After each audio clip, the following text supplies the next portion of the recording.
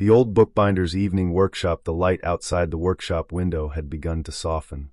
It no longer held the brightness of afternoon, but instead carried that particular quality of late day, a gentle dimming, a slow retreat toward evening. The sky beyond the small panes of glass was turning from pale blue to something softer, something quieter, as though the world itself were preparing to rest. Inside the workshop, the old bookbinder moved slowly through the familiar space. There was no hurry in the movements, no urgency in the steps taken across the worn wooden floor. Each footfall was soft, almost soundless, as though the room itself preferred quietness at this hour. The floorboards creaked gently now and then, a comfortable sound that spoke of age and long use, of countless evenings just like this one. The workshop was not large. It held everything it needed to hold, and nothing more. Along one wall stood shelves filled with books in various states of repair, some waiting patiently for attention, others recently finished and resting before they would return to their owners. The shelves were old wood, darkened by time and the touch of many hands, their edges smooth and rounded. They held their burden steadily, without complaint, as they had for decades. The workbench occupied the center of the room. It was a sturdy thing, its surface marked and scarred by years of careful work. Small stains from glue and ink dotted the wood. Shallow grooves showed where tools had been set down again and again in the same places, wearing gentle paths into the surface. The bench knew the rhythm of this work as well as the bookbinder did. It waited now, patient and ready, as the evening began. The bookbinder moved toward the lamps. There were 3 of them placed at different points around the room, one on the workbench, one on a small table near the shelves, and one hanging from a hook near the door. They were simple oil lamps, old-fashioned and reliable, with glass chimneys that glowed warmly when lit. The bookbinder had lit these same lamps countless times, and the action had become something more than habit.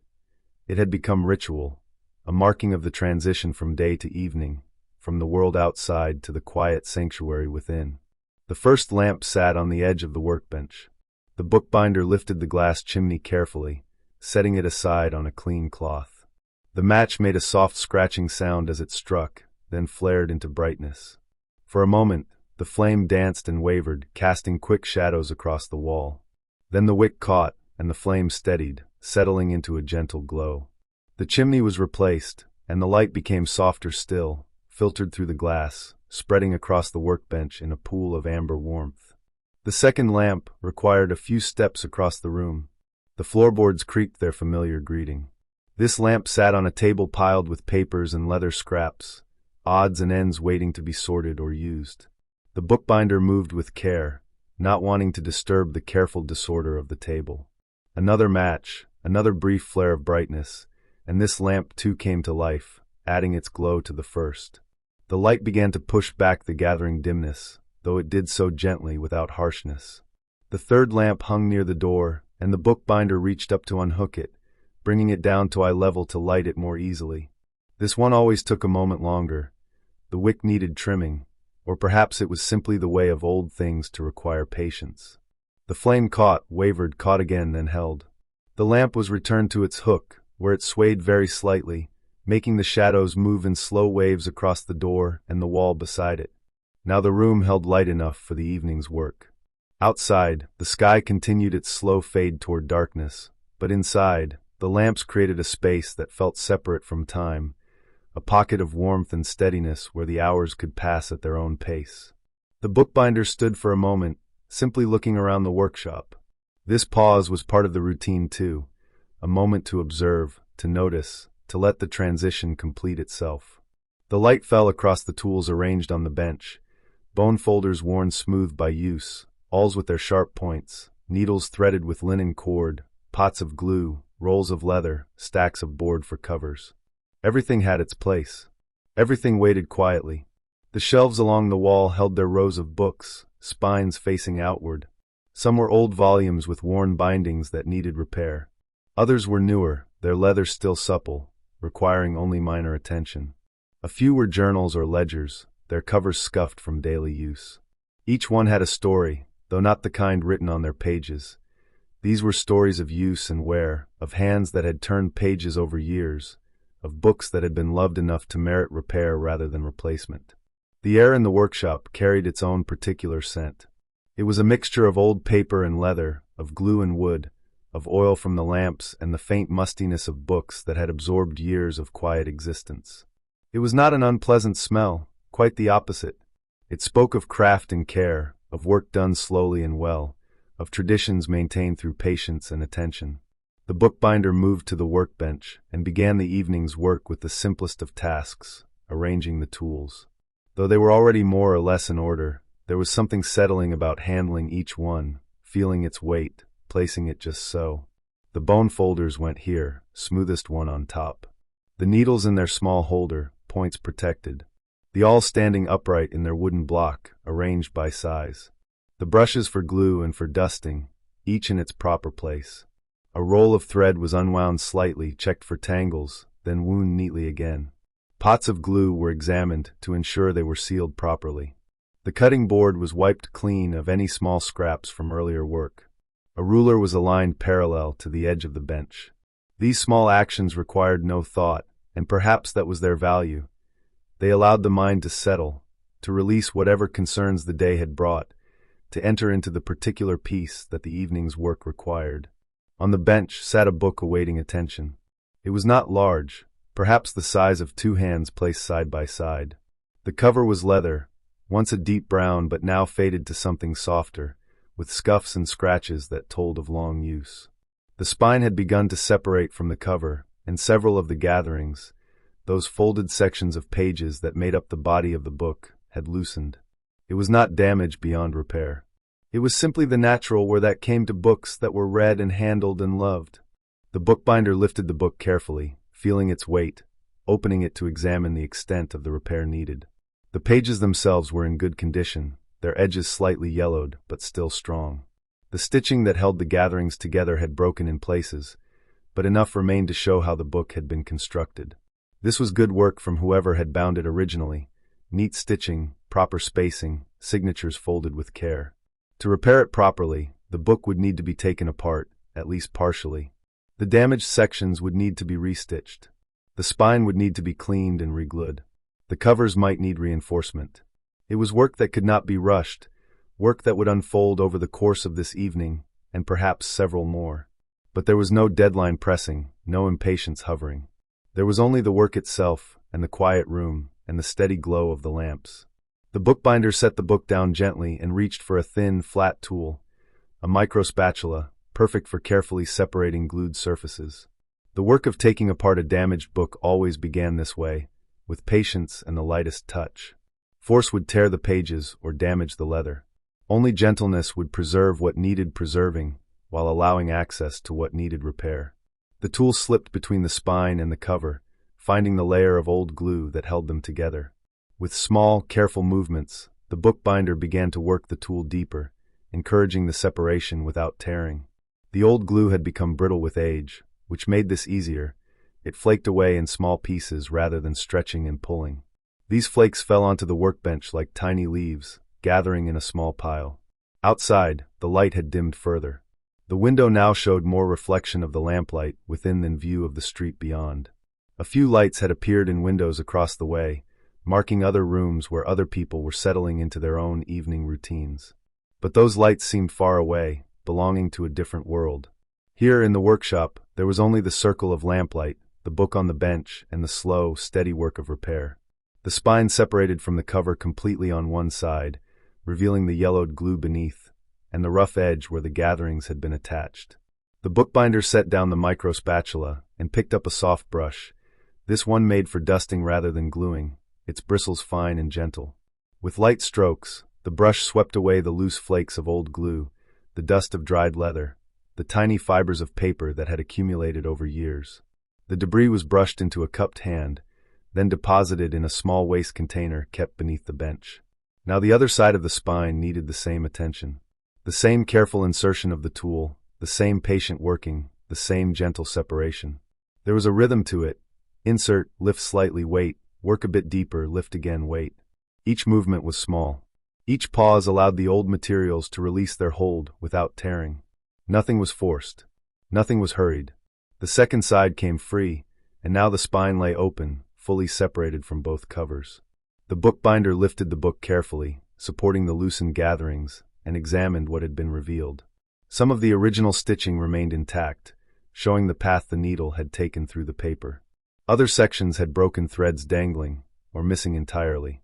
This was where the real work would begin, restitching what had come undone, reinforcing what remained, bringing all the gatherings back into proper alignment. But that work would wait for now. First, everything needed to be cleaned. The spine of the book needed all the old glue removed. The gatherings needed to be checked for damage. The covers needed to be examined and cleaned as well. Only after all this preparation would the actual repair begin. And there was something deeply satisfying about this progression, this refusal to rush, this honoring of each step in its proper order. The bookbinder reached for a different brush and a soft cloth, along with a small container of gentle solvent for removing old adhesive. The solvent had a clean, slightly sharp smell that cut through the warmer scents of leather and paper. A few drops on the cloth, and then careful wiping along the spine, loosening the old glue, removing it bit by bit. The cloth darkened as it absorbed the dissolved adhesive. When one section of cloth became too soiled, the bookbinder folded it to reveal a clean area, then continued.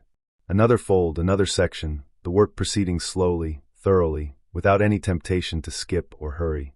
The spine gradually became clean, revealing the natural texture of the leather beneath years of glue. It would need to dry now before any new adhesive could be applied.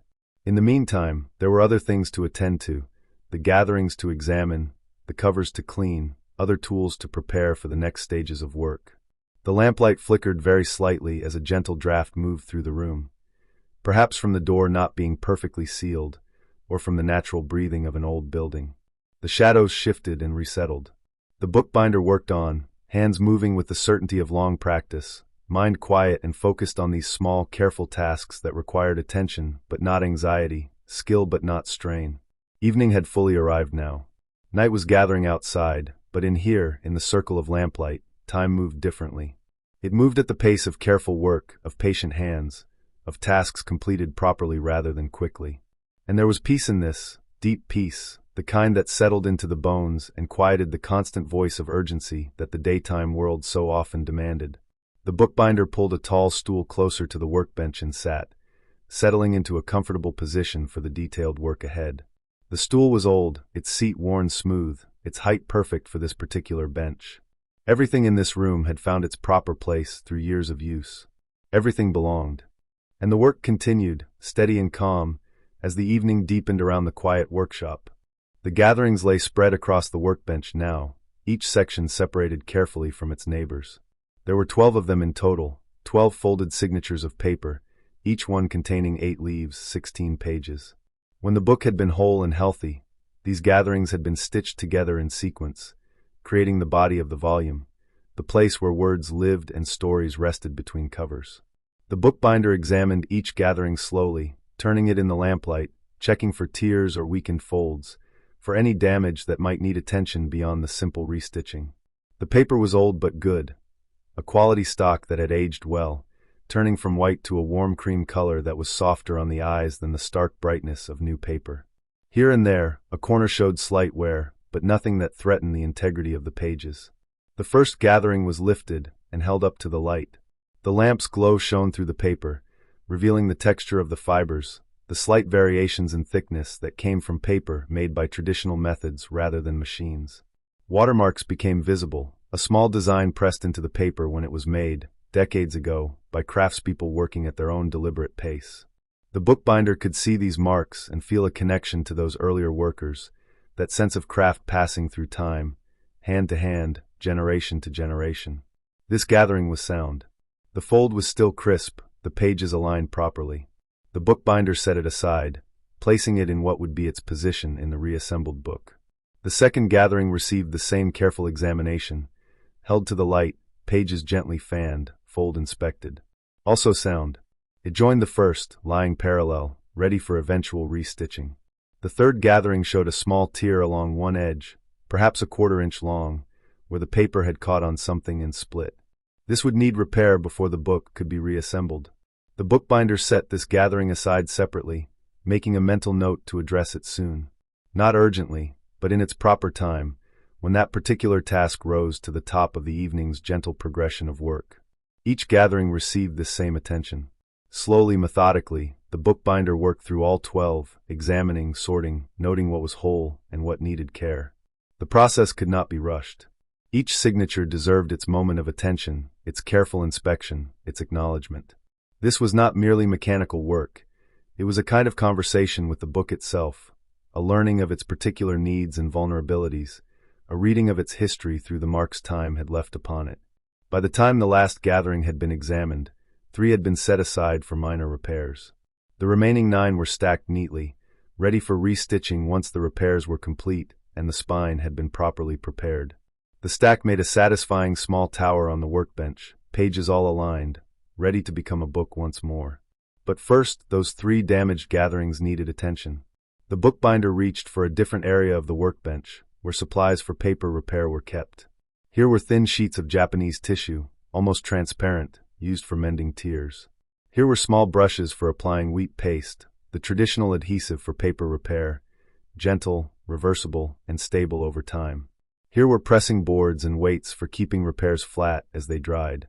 The first damaged gathering was positioned carefully on a clean section of the bench, the tear oriented toward the light where it could be easily seen.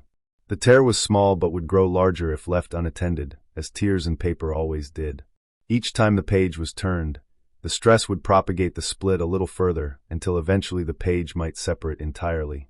The bookbinder selected a piece of Japanese tissue, holding it up to examine its weight and texture. This particular paper was thin enough to be nearly invisible when adhered properly, yet strong enough to reinforce the damaged area. With small scissors kept sharp for delicate work, a piece was cut, not much larger than the tear itself, just enough to span from sound paper on one side to sound paper on the other. The wheat paste sat in a small ceramic container, its lid removed and set aside. The paste had a clean, faintly sweet smell, wheat and water, nothing more, mixed to just the right consistency, smooth and workable without being too wet. A fine brush was dipped into the paste, gathering a small amount on its bristles. Too much paste would saturate the paper and cause wrinkling. Too little would fail to create a proper bond. The right amount came from experience, from having done this hundreds of times, until the hand knew without the mind needing to calculate. The brush touched the repair tissue, spreading paste in a thin, even layer. The tissue darkened slightly where the paste soaked in, becoming even more transparent. The bookbinder worked carefully, ensuring coverage without excess, the brush moving in light strokes that coaxed the paste into the fibers of the thin paper. Now came the placement, the moment requiring steadiest hand and clearest focus. The tissue was lifted carefully, held by one edge and positioned over the tear. It needed to center properly, spanning the damage while lying flat against the undamaged paper around it. The bookbinder brought the tissue down slowly, allowing it to contact the torn page. One edge touched first, then the tissue was lowered gradually, avoiding air bubbles or wrinkles. When the tissue was fully in contact with the page, a clean bone folder was used to gently press it down, working from the center outward, encouraging the paste to spread evenly and any air to escape at the edges. The pressure was light, just enough to ensure good contact without tearing the delicate repair tissue or disturbing the paper beneath. The repair was nearly invisible already. When the paste dried, it would become even more so, the tissue integrating with the page until only the closest examination would reveal that a tear had ever existed. But for now, it needed to dry undisturbed. The gathering was moved carefully to a pressing board, a flat piece of smooth wood kept specifically for this purpose. A sheet of blotting paper was placed over the repair to absorb any excess moisture from the paste. Then another board on top, and finally a small weight, just heavy enough to keep everything flat as it dried.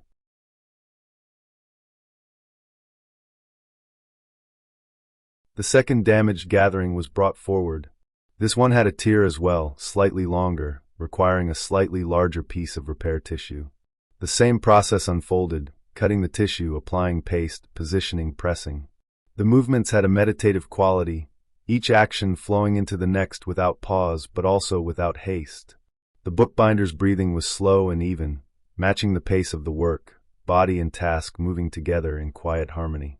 The third gathering needed attention at its fold, where the paper had begun to split along the line where it had been creased. This was a different kind of repair, requiring care to ensure the gathering would still fold properly when the repair was complete. A very thin line of paste along the split, applied with the finest brush, then the gentlest pressure to bring the separated fibers back into contact. A piece of blotting paper inserted into the fold to prevent the two sides from sticking together. Then into the press with the others, weight applied, time given for drying. 3 repairs made, 3 gatherings now resting under gentle pressure, paste slowly drying, paper slowly healing. The work could not be hurried. The paste needed its time, an hour, perhaps 2, depending on the dampness in the air, the temperature of the room, the thickness of the paste itself. During this waiting period, other tasks could be undertaken, other aspects of the repair attended to. This was the rhythm of bookbinding, moments of active work interspersed with periods of patient waiting, everything proceeding at the pace the materials themselves required. The bookbinder rose from the stool and stretched slightly, feeling the gentle pull of muscles that had been held in focused position. A few steps away from the workbench, a slow walk around the perimeter of the room, giving the eyes a rest from close work, allowing the body to move and resettle. The lamps continued their steady burning, flames hardly wavering now, settled into their work just as the bookbinder was settled into this evening's tasks. The oil in their reservoirs would last for many hours yet. There was no concern about time running short, no anxiety about tasks left incomplete. The evening stretched ahead, spacious and unhurried, containing all the time that was needed. Along the shelves, other books waited their turn. Some had been here for days, others for weeks. None of them minded the wait. Books were patient by nature, accustomed to long periods of stillness between the moments when they were opened and read. They rested on the shelves in comfortable silence, spines aligned, each one holding its own particular collection of words and knowledge, all of them waiting for the care they would eventually receive. The bookbinder paused at the shelves, running fingers lightly along the spines, not quite reading the titles embossed there, but simply making contact, acknowledging each volume. Here was a ledger from some decades-old business, its cover worn from daily handling. Here was a poetry collection, the gold lettering on its spine faded but still legible. Here was a family Bible, massive and heavy, its leather dry and in need of conditioning. Here was a slim volume of botanical drawings, its binding torn at the hinges. Each one had a story of use and care, of owners who valued these objects enough to seek their repair rather than their replacement. At the end of one shelf sat a book the bookbinder had finished just yesterday, a journal that had been completely rebound with new leather covers and a fresh spine. It was resting now, the glue fully cured, ready to be returned to its owner. But there was no rush for that either.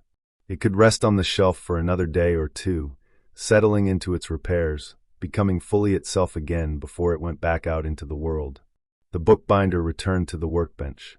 The 3 gatherings under their weights would need more time, but there were other aspects of the book that could be addressed. The covers, for instance, needed attention. They lay on the bench where they had been set earlier, separated from the spine and from each other. Each cover was a board wrapped in leather, not the finest leather, but good solid cowhide, originally dyed a deep brown. The leather had dried over the years, losing some of its natural oils, becoming stiff and prone to cracking. Before the book could be reassembled, the covers needed to be treated, cleaned first, then conditioned, the leather fed with oils that would restore some suppleness and protect against further deterioration. A soft cloth was selected, one kept specifically for leather work.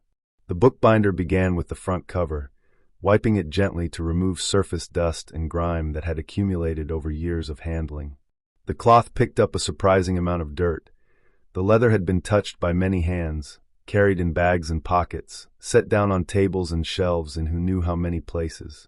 All of that history came away on the cloth, leaving the leather cleaner, its true color beginning to show through. The back cover received the same treatment, the cloth working in slow circles, not scrubbing but simply wiping, allowing the friction to lift away the accumulated layer of use.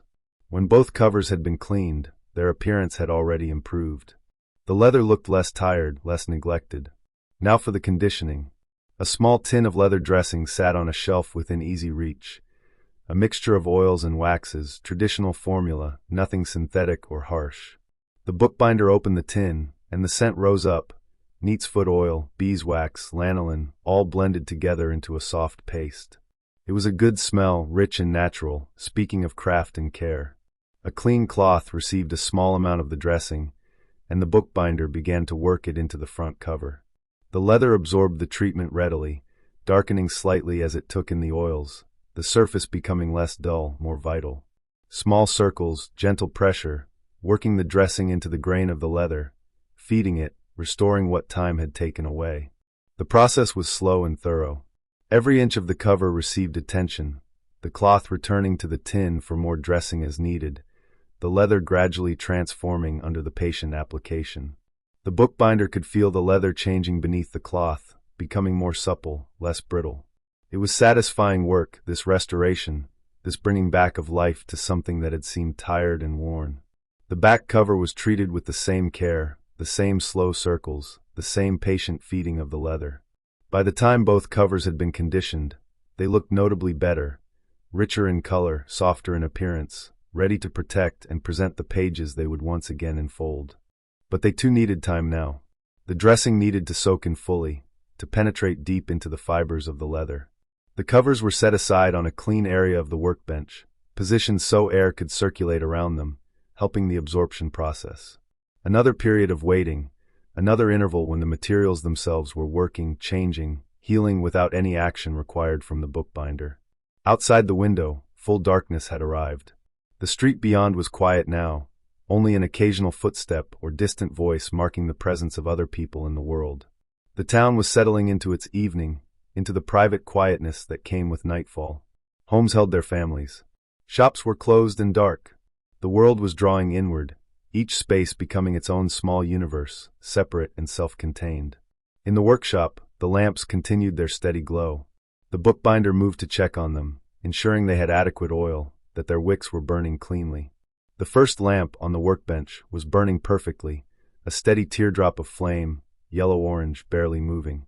The second, on the side table, was also content, its flame reflected in the glass chimney. The third, hanging by the door, swayed very gently as the bookbinder approached, responding to the movement of air, but its flame remained steady. All was well. All was in order. The evening could continue its slow, peaceful progression. The bookbinder returned to the stool and sat once more, this time simply resting, hands folded loosely, breathing slow and even. There were tasks still to be done, but none that required immediate attention. The repairs were drying. The covers were absorbing their treatment. Everything was unfolding in its own time, at its own pace, without need for intervention. This was one of the deeper pleasures of the work. These moments of stillness between activities, when nothing needed to be done except to be present, to exist quietly in the workshop with its familiar smells and sounds, its patient tools and waiting books. The lamplight fell across the workbench, highlighting the grain of the old wood, casting soft shadows behind the pots and tools. Dust motes drifted through the beams of light, visible one moment, invisible the next, following air currents too subtle to feel. The bookbinder's eyes moved slowly around the room, not searching for anything, simply observing. The shelves with their rows of books, the pressing boards with their quiet burdens, the treated covers resting on the bench, the stack of sound gatherings ready for eventual restitching, the tools in their places, each one patient and ready, the window reflecting lamplight back into the room, making the workshop seem to float in darkness, a bubble of warm light in the greater night. Time passed, though the bookbinder did not mark it or measure it. There were no clocks in the workshop. Time here was measured differently, by the drying of glue, the absorption of oil into leather, the completion of careful tasks. Minutes might have passed, or perhaps more. It didn't matter. The evening held all the time that was needed. Eventually, the bookbinder stirred, rising from the stool with the easy movement of someone who had been resting rather than holding tension. It was time to check on the repairs, to see if the paste had dried sufficiently. The pressing boards were approached carefully, and the top board was lifted away, then the weight, then the blotting paper. The first repaired gathering was examined closely in the lamplight. The tissue had dried completely, becoming almost invisible as it had bonded with the page. The tear was still there if one looked closely, but it was no longer vulnerable, no longer poised to grow larger. It had been healed, or as near to healing as paper could come. The second repair was also dry, also successful. The third, at the fold, had sealed properly, the gathering retaining its ability to flex and close without strain on the repaired area. All three were ready to rejoin their companions, to become part of the book once more. The bookbinder gathered all 12 signatures, arranging them in their proper order, checking the sequence carefully. The book was beginning to come back together now, moving from separated elements toward wholeness. But several steps remained before it would be complete. The gatherings needed to be stitched. The spine needed to be glued and reinforced. The covers needed to be reattached. Each step had its proper place in the sequence, and none could be skipped or hurried. For now, though, the gatherings could be stacked together, aligned carefully, all their edges made even. The bookbinder used the edge of the workbench as a guide, tapping the stack gently against it until all the pages were perfectly flush. Then the stack was placed in a finishing press, a simple device consisting of 2 boards and a screw clamp, used to hold gatherings firmly while work was done on them. The press was tightened slowly. The screw turned until the gatherings were held snugly, but not crushed. They would rest like this while the next preparation was made, marking the stations where the needle would pierce during sewing, creating the holes through which the thread would pass to bind the book together once more. The bookbinder reached for a ruler and a pencil, preparing to mark these stations, to lay out the pattern that would guide the needle's path. The work continued, steady and sure, each action leading naturally to the next, the evening unfolding like the pages of a book, one moment following another in gentle, inevitable sequence. The ruler lay along the spine edge of the gathered signatures, held firmly in place by the bookbinder's left hand. The right hand held a pencil, not a sharp one, but one with a slightly rounded point that would make a mark without risk of tearing the paper. The lamplight fell across the work, creating enough brightness to see clearly without strain. The stations needed to be marked with care. These were the points where the needle would pass through all the gatherings at once, the places where thread would link each signature to its neighbors, creating the flexible yet sturdy structure that allowed a book to open and close, to be read and handled, to last for years or decades or longer. For a book of this size, 5 stations would be appropriate, 1 at each end, 1 in the precise center, and 2 more spaced evenly between center and ends. The bookbinder measured, marked lightly with the pencil, measured again to be certain. Mathematics was part of this craft, but it was gentle mathematics, the kind that came from tradition and experience rather than complex calculation. The numbers were simple, the divisions even, the result pleasing to the eye as well as structurally sound. Each mark was made carefully, a small line at the edge of the spine where the needle would need to enter. 5 marks, evenly spaced, all aligned perpendicular to the spine's edge. The bookbinder checked them once more, running a fingertip along the marks, ensuring they were positioned correctly. Satisfied, the marking was complete. Now those marks needed to become holes, not large holes, but small precise piercings that would guide the needle and allow the thread to pass through cleanly without tearing the paper. For this, an awl was needed, one with a fine point, sharp and smooth. The finishing press held the gatherings firmly, which made the piercing work easier. The bookbinder selected an awl, testing its point against a fingertip, sharp enough to pierce cleanly, but not so sharp as to be dangerous in use.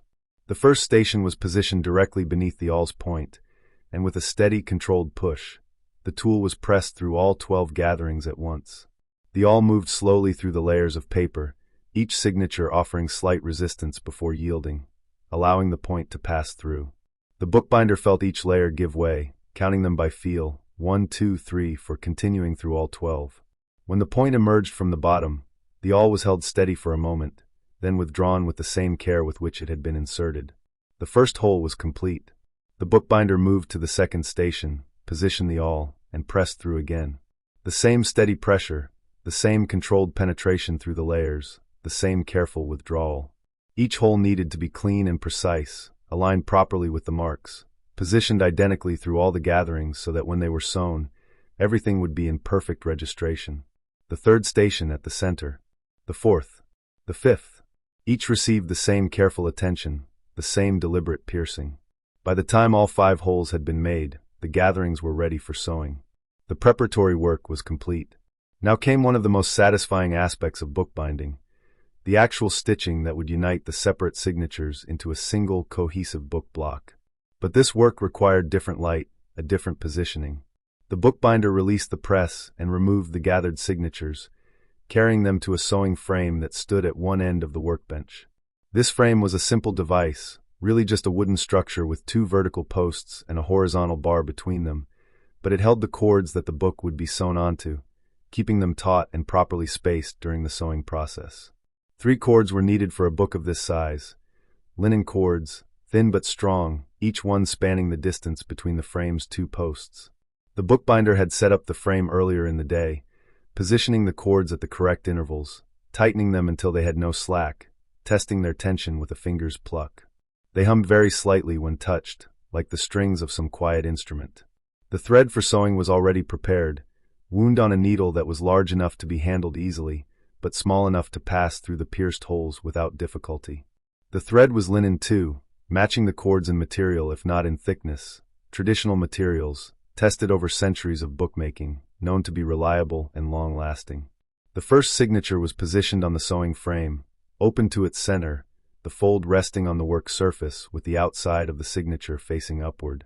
This was where the sewing would begin, at the fold of the first gathering, the needle passing in through the first hole, traveling along inside the fold, emerging through the next hole, wrapping around the first cord, re-entering through the same hole, continuing to the next station. The bookbinder threaded the needle through the first hole, pulling the thread through until only a few inches remained as a tail. This would be tied off later, secured so it could not pull free. The needle emerged from the second hole, and the thread was drawn snug but not tight, lying neatly along the fold inside the signature. The thread caught around the first cord, wrapping over and under it, then the needle went back into the second hole and traveled inside the fold to the third hole, at the center. Out through the center hole, around the second cord, back in through the same hole, continuing to the fourth hole. Out around the third cord, back in, continuing to the fifth hole at the far end. The needle emerged for the last time from this first signature, and the thread was drawn snug, the signature now attached to all three cords, ready to receive its neighbor. The second signature was placed atop the first, also open to its center, its holes aligned with those in the first gathering. The needle entered the fifth hole of this second signature, the same station where it had exited the first, and the sewing continued in reverse direction now, traveling back toward the beginning. In and out, around each cord, the needle moving with practiced certainty, the thread following its predetermined path, linking this signature to the one below it and to the supporting cords. When the needle emerged from the first hole of the second signature, it was time to link this gathering to the previous one. The thread was passed under the stitch that showed on the spine of the first gathering, creating a connection between the two. Then the needle continued up to the third signature, and the process began again. This was rhythmic work, almost meditative in its repetition. In through a hole, along the fold, out through the next hole, around a cord, back in through the same hole, along to the next station. The pattern never varied. The needle knew its path. The thread followed, accumulating in neat stitches along the spine of the growing book block, each stitch linking the gatherings together, each wrap around the cords providing structure and support. The bookbinder's hands moved steadily, neither rushing nor dawdling. The needle rose and fell, appeared and disappeared, the thread trailing behind it like a thought made visible. There was something deeply satisfying about this work, the way each action built upon the previous one, the way the book gradually came into being through patient accumulation of stitches, the way the separate signatures transformed into something unified and whole. The third signature was added. The fourth. The needle continued its journey, the thread continued its linking. Outside, the night deepened, but inside the workshop, time seemed to have no particular direction or speed. There was only the present moment, the current stitch, the hole accepting the needle, the cord receiving its wrap of thread. The fifth signature. The sixth. Halfway through now, the book block taking shape, becoming thick enough to have real substance and weight. The bookbinder paused for a moment, setting down the work, flexing fingers that had been holding the needle. Not because of fatigue, the work was not strenuous, but simply because pausing was part of the rhythm, a brief rest before continuing, a moment to observe the progress made. The stitches along the spine were neat and even, each one pulled to the same tension, each one properly placed. The thread showed clearly against the paper, a line of connection running from gathering to gathering, visible evidence of the work that was binding these pages together. The cords stood out from the spine at regular intervals, 3 small ridges that would eventually be incorporated into the spine's structure, becoming part of the book's strength. The bookbinder picked up the work again, positioning the 7th signature. The needle resumed its journey, in and out, around and through, the thread following its ordained path. The lamp on the workbench cast steady light across the task, shadows moving slightly as hands moved, but always providing enough brightness to see clearly, to work without strain. The 7th signature was complete. The 8th. The book block growing thicker, more substantial. Only 4 more to go now, and the sewing would be finished. But there was no sense of hurry, no desire to rush these final signatures. Each one deserved the same care as the first, the same attention, the same precisely placed stitches. The 9th signature. The needle passed through holes that had been pierced with such care, wrapping around cords that had been positioned with such precision. Everything was coming together as it should, each preparatory step proving its worth, each careful measurement resulting in proper alignment, proper structure. The 10th signature. The 11th. And finally the 12th and last. The needle made its final journey through the holes, around the cords, linking this last gathering to all the others. When the needle emerged from the final hole, the sewing was nearly complete. All that remained was to tie off the thread, securing it so the stitching could not unravel. The bookbinder tied a neat knot, using the tail of thread that had been left at the beginning, pulling it snug but not overly tight, checking that the knot was firm and would not slip. A small trim of the excess thread, and the sewing was done. The book block was lifted carefully from the sewing frame, turned to examine the spine. The stitches showed clearly regular and even, each one contributing to the whole. The cords protruded from each side of the spine, ready to be incorporated into the attachment of the covers. The gatherings flexed together when the book was opened, each signature moving independently, yet connected to all the others. This was the beauty of sewn binding, this combination of flexibility and unity. But the book block was not yet finished. It needed to be consolidated, the spine needed to be shaped and reinforced, and the cords needed to be trimmed to the proper length. First, though, the block needed to be pressed, the gatherings encouraged to sit firmly together, any slight irregularities in their alignment corrected. The finishing press was cleared of any scraps or tools, its surface wiped clean. The book block was placed between 2 pressing boards, smooth pieces of wood that would distribute pressure evenly across the entire surface. The press was tightened gradually, the screw turned bit by bit until firm pressure was applied to the book block, compressing it gently, encouraging all the gatherings to nestle together properly. The book would remain in this press for a time, not a precisely measured time, but the time it needed, the time that experience suggested was appropriate. Perhaps half an hour, perhaps a bit more.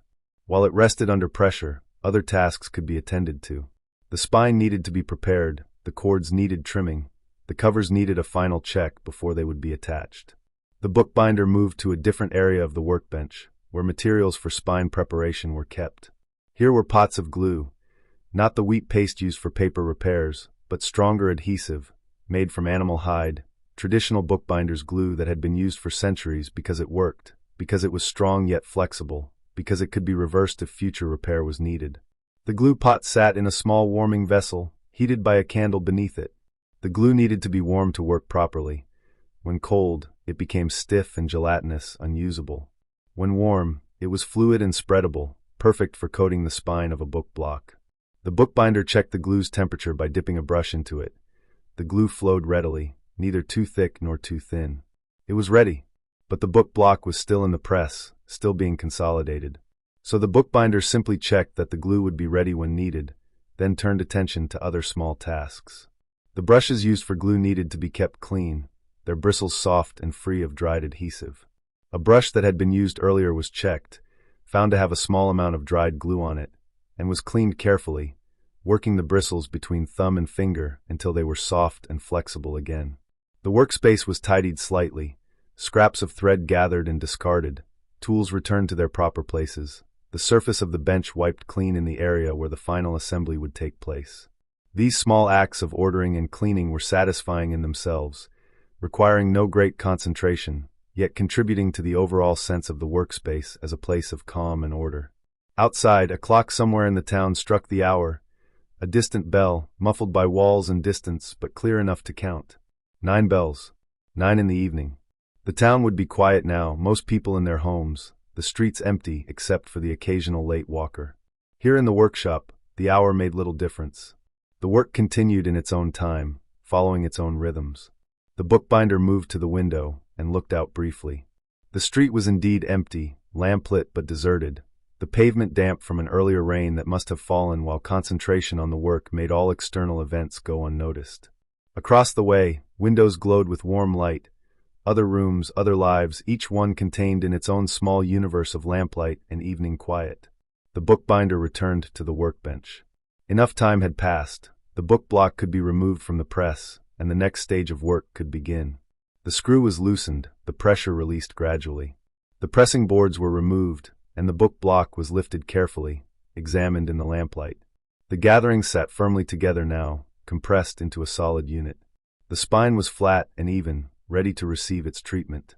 The cords protruded from each side, still a bit long, needing to be trimmed but otherwise perfectly positioned. The book block was placed in a lying press, a different kind of press, one that held the book on edge with the spine facing upward, leaving both hands free for working on the spine itself. The press was tightened just enough to hold the book firmly without crushing it. The spine was now at a comfortable height for work, easily accessible, well lit by the nearest lamp. The bookbinder took a brush and approached the glue pot. The brush was dipped into the warm adhesive, gathering a good amount on its bristles. Then, working carefully, the glue was applied to the spine of the book block, the brush moving in smooth strokes from one end to the other, coating the entire surface, working the glue into the spaces between gatherings, ensuring complete coverage. The glue went on smoothly, the warm adhesive flowing into every crevice, surrounding each stitch, penetrating slightly between the gatherings. This layer of glue would dry flexible, not brittle, and it would hold the book block together, adding strength to the sewn structure, creating a unified spine that would support the book through years of use. More glue was applied, a second coat over the first, building up a layer of adequate thickness. The brush worked rhythmically back and forth, ensuring evenness, ensuring coverage. When the application was complete, the brush was set aside and the spine was examined. It gleamed slightly in the lamplight, the wet glue reflecting the lamp's glow. It was good work, properly done. Now the spine needed to dry, needed time for the glue to set and cure. The book block would remain in the lying press, spine upward, while this happened. Another period of waiting, another interval when the materials did their work without need for human intervention. The bookbinder cleaned the brush thoroughly, working the bristles until no trace of glue remained. The brush was set aside to dry, and attention turned to other aspects of the workspace. The glue pot was moved slightly away from its warming candle. Enough heat had been provided, and the glue could begin to cool now, thickening as it did, returning to its gelatinous state until next time it was needed. The lamps were checked again, their wicks trimmed very slightly to maintain clean burning, their reservoirs still holding adequate oil. All three burned steadily, faithfully, providing the light that made this evening work possible. The bookbinder sat on the stool once more, resting while the glue dried, hands folded loosely, breathing slow and even. The workshop settled into another interval of stillness, of patient waiting, of time passing without urgency or concern. The book was coming together, stage by stage, step by step, each action bringing it closer to wholeness. The stillness in the workshop had a quality all its own, not the stillness of emptiness, but rather the stillness of patient occupation, of space filled with purpose and quiet intention. The bookbinder sat on the stool, not moving, simply being present while the glue on the spine underwent its slow transformation from liquid to solid, from wet to dry, from separate state to binding force. Through the window, a slight movement caught the eye, perhaps a cat crossing the street, or leaves stirring in a breeze, or simply the way shadows shifted as clouds moved across the moon. Whatever it was passed quickly, and the street returned to its still emptiness, the pools of lamplight on the pavement undisturbed. Inside, the three lamps continued their steady work. The flames were nearly motionless now, having found their perfect balance of fuel and air, burning without flicker or waver, each one a small constant point of light in the larger darkness. The bookbinder watched them for a time, noticing how the light fell across the various surfaces of the room. The smooth workbench, the textured spines of books on shelves, the rough weave of cloth used for cleaning and polishing, the metallic gleam of tools. Everything had its own particular way of receiving and reflecting light. The leather-bound books absorbed light, their surfaces matte and soft. The metal tools caught light sharply, their edges gleaming. The wood of the shelves and workbench held light in a warmer way, the grain visible in the angled illumination, knots and whorls showing their patterns. The bookbinder rose eventually, moving slowly, approaching the lying press where the book block rested with its spine upward. A careful touch of one fingertip to the glued surface revealed that the adhesive had begun to set. It was no longer wet, no longer liquid, though not yet fully cured. Another interval of waiting was required. Patience was perhaps the most essential tool in the bookbinder's collection, more important than any awl or needle or brush. Patience and the willingness to let things unfold in their own time. While waiting, there were always small tasks that could be attended to. The bookbinder moved to a drawer in the workbench and withdrew a piece of soft cloth, along with a small tin of beeswax polish. The tools could always benefit from care and attention, from being cleaned and protected, kept in good condition so they would be ready whenever they were needed. The bone folders were selected first, those smooth implements used for creasing and pressing, for working with paper and leather. Each one was examined in the lamplight, checked for any roughness or damage that might mar the materials they touched. Finding them sound, the bookbinder nevertheless gave each one a gentle polishing with the soft cloth, bringing up the natural sheen of the bone, ensuring the surface remained perfectly smooth. The awls received similar attention. Each sharp point was checked, each wooden handle examined. A tiny bit of the beeswax was rubbed into the handles, protecting the wood, keeping it from drying and cracking. The wax had a pleasant scent, sweet and natural, adding to the layered fragrance of the workshop. Paper and leather, glue and oil, now touched with the warm smell of beeswax. The needles were inspected, their eyes checked to ensure no burrs had developed that might catch and tear thread. The brushes were examined, their bristles combed gently with fingertips, any stray hairs that had loosened removed and discarded. Each tool received its moment of attention, its small portion of care, ensuring it would be ready for the next time it was needed, whether that was tomorrow or next week or next month. This care of tools was itself a meditative practice, a way of honoring the implements that made the work possible, a recognition that good tools deserved to be maintained and respected. The bookbinder had learned this long ago, that treating tools well meant they would serve well, that patience and care extended to every aspect of the work, not just to the books themselves. The ruler was wiped clean, its markings checked to ensure they remained clear and legible. The cutting board was examined for any deep scores that might interfere with future cuts. The pressing boards were inspected, their surfaces checked for any warping or roughness.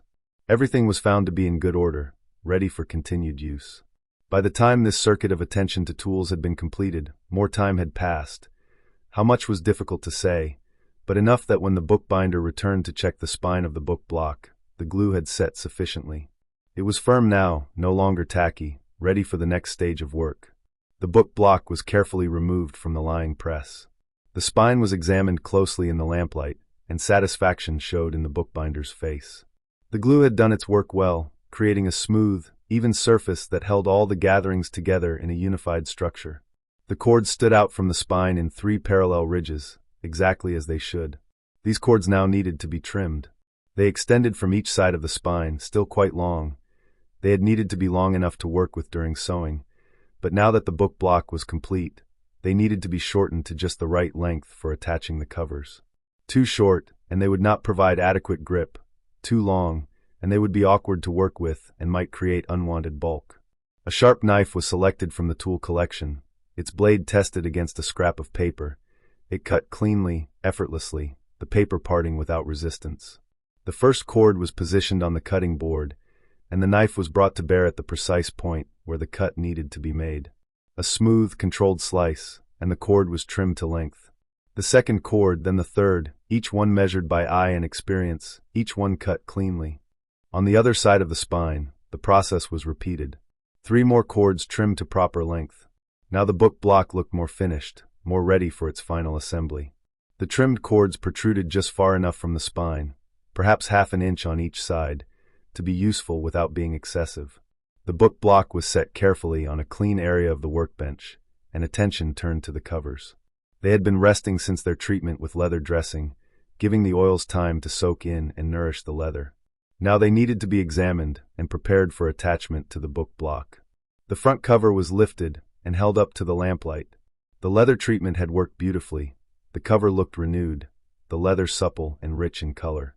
The bookbinder flexed it gently, feeling how the leather had regained some of its flexibility, how it bent without cracking or showing stress. The same was true of the back cover. Both were ready, but before the covers could be attached, channels needed to be made in the boards, small grooves into which the cords would be set, allowing them to be glued in place and creating a strong mechanical attachment between book block and covers. This was delicate work, requiring precision and care. The bookbinder placed the front cover on the workbench, positioning it so the inside face was upward. A ruler was used to mark where the channels needed to be, 3 parallel lines, spaced to align exactly with the 3 chords protruding from the spine. The marks were made with a pencil, light lines that could be seen clearly but would not damage the board. A specialized tool was selected, a plow, used for cutting grooves in board. The tool was adjusted to create a channel of just the right depth, deep enough to accommodate the chord fully, but not so deep as to weaken the board. The plow was positioned at the first marked line, and with steady, controlled strokes, a groove was cut into the board. The work required attention and care. The tool needed to be kept aligned with the mark, moving in a straight line, cutting to consistent depth. Small curls of board material came away with each stroke, accumulating on the workbench like tiny wood shavings. The bookbinder worked patiently, stroke by stroke, until the first channel was complete. The second channel was cut with the same care, the same precision. Then the third. The channels were tested by offering up one of the chords. It fit snugly into its groove, sitting flush with the surface of the board when pressed into place. Perfect! The back cover needed the same treatment. The ruler, the pencil marks, the careful cutting of 3 channels, each one precisely placed to align with its corresponding chord. The work was repetitive but not tedious. There was satisfaction in the repetition, in the way each action echoed the previous one, in the accumulation of small precise tasks that would eventually result in a complete, properly bound book. When both covers had their channels cut, they were set aside and the book block was brought forward once more. Now came the actual attachment of covers to book block, the marriage of these separate elements into one unified whole. This required glue, the same animal hide glue that had been used on the spine, warmed once more to working consistency. The glue pot was returned to its position over the warming candle. The glue, which had cooled and thickened, gradually softened as heat worked through it. The bookbinder stirred it occasionally with a small stick kept for that purpose, helping the heat distribute evenly, bringing the glue back to its proper fluid state. While the glue warmed, preparations could be made. Small pieces of clean cloth were readied. These would be used to wipe away any excess glue that squeezed out during assembly, ensuring a clean final result. The covers were positioned where they could be easily reached. The book block was centered on the workbench, ready to receive its protective boards. The glue reached proper consistency, flowing smoothly when stirred, neither too thick nor too thin. The bookbinder tested it with a finger, warm but not hot, sticky but not runny. Ready. A brush was loaded with glue and brought to the first chord on the book block. The chord was coated thoroughly with adhesive. The glue worked into the fibers of the chord itself, ensuring complete coverage. Then the chord was pressed into its corresponding channel in the front cover, the glue squeezing slightly as the chord seated itself into the groove. A small cloth was used immediately to wipe away the excess glue that had squeezed out, catching it before it could spread or dry. The chord was pressed firmly into its channel, held there for a moment to ensure good contact, to encourage the glue to begin its adhesive work. The second chord received the same treatment, glue applied, chord pressed into channel, excess wiped away. Then the third chord. All 3 were now seated in their grooves, held by glue that was already beginning to set, already starting to create the bond that would hold cover to book block. But this was not yet sufficient. The entire inside surface of the cover, where it would contact the end paper, also needed glue. A thin, even coat was applied, the brush working in smooth strokes, covering the board completely while avoiding excess that would soak through the paper and create stains. The cover was carefully positioned against the book block, aligned precisely so that it overhung the edges equally on all sides, what bookbinders called the squares, those small margins of cover board that extended beyond the pages, protecting them from damage.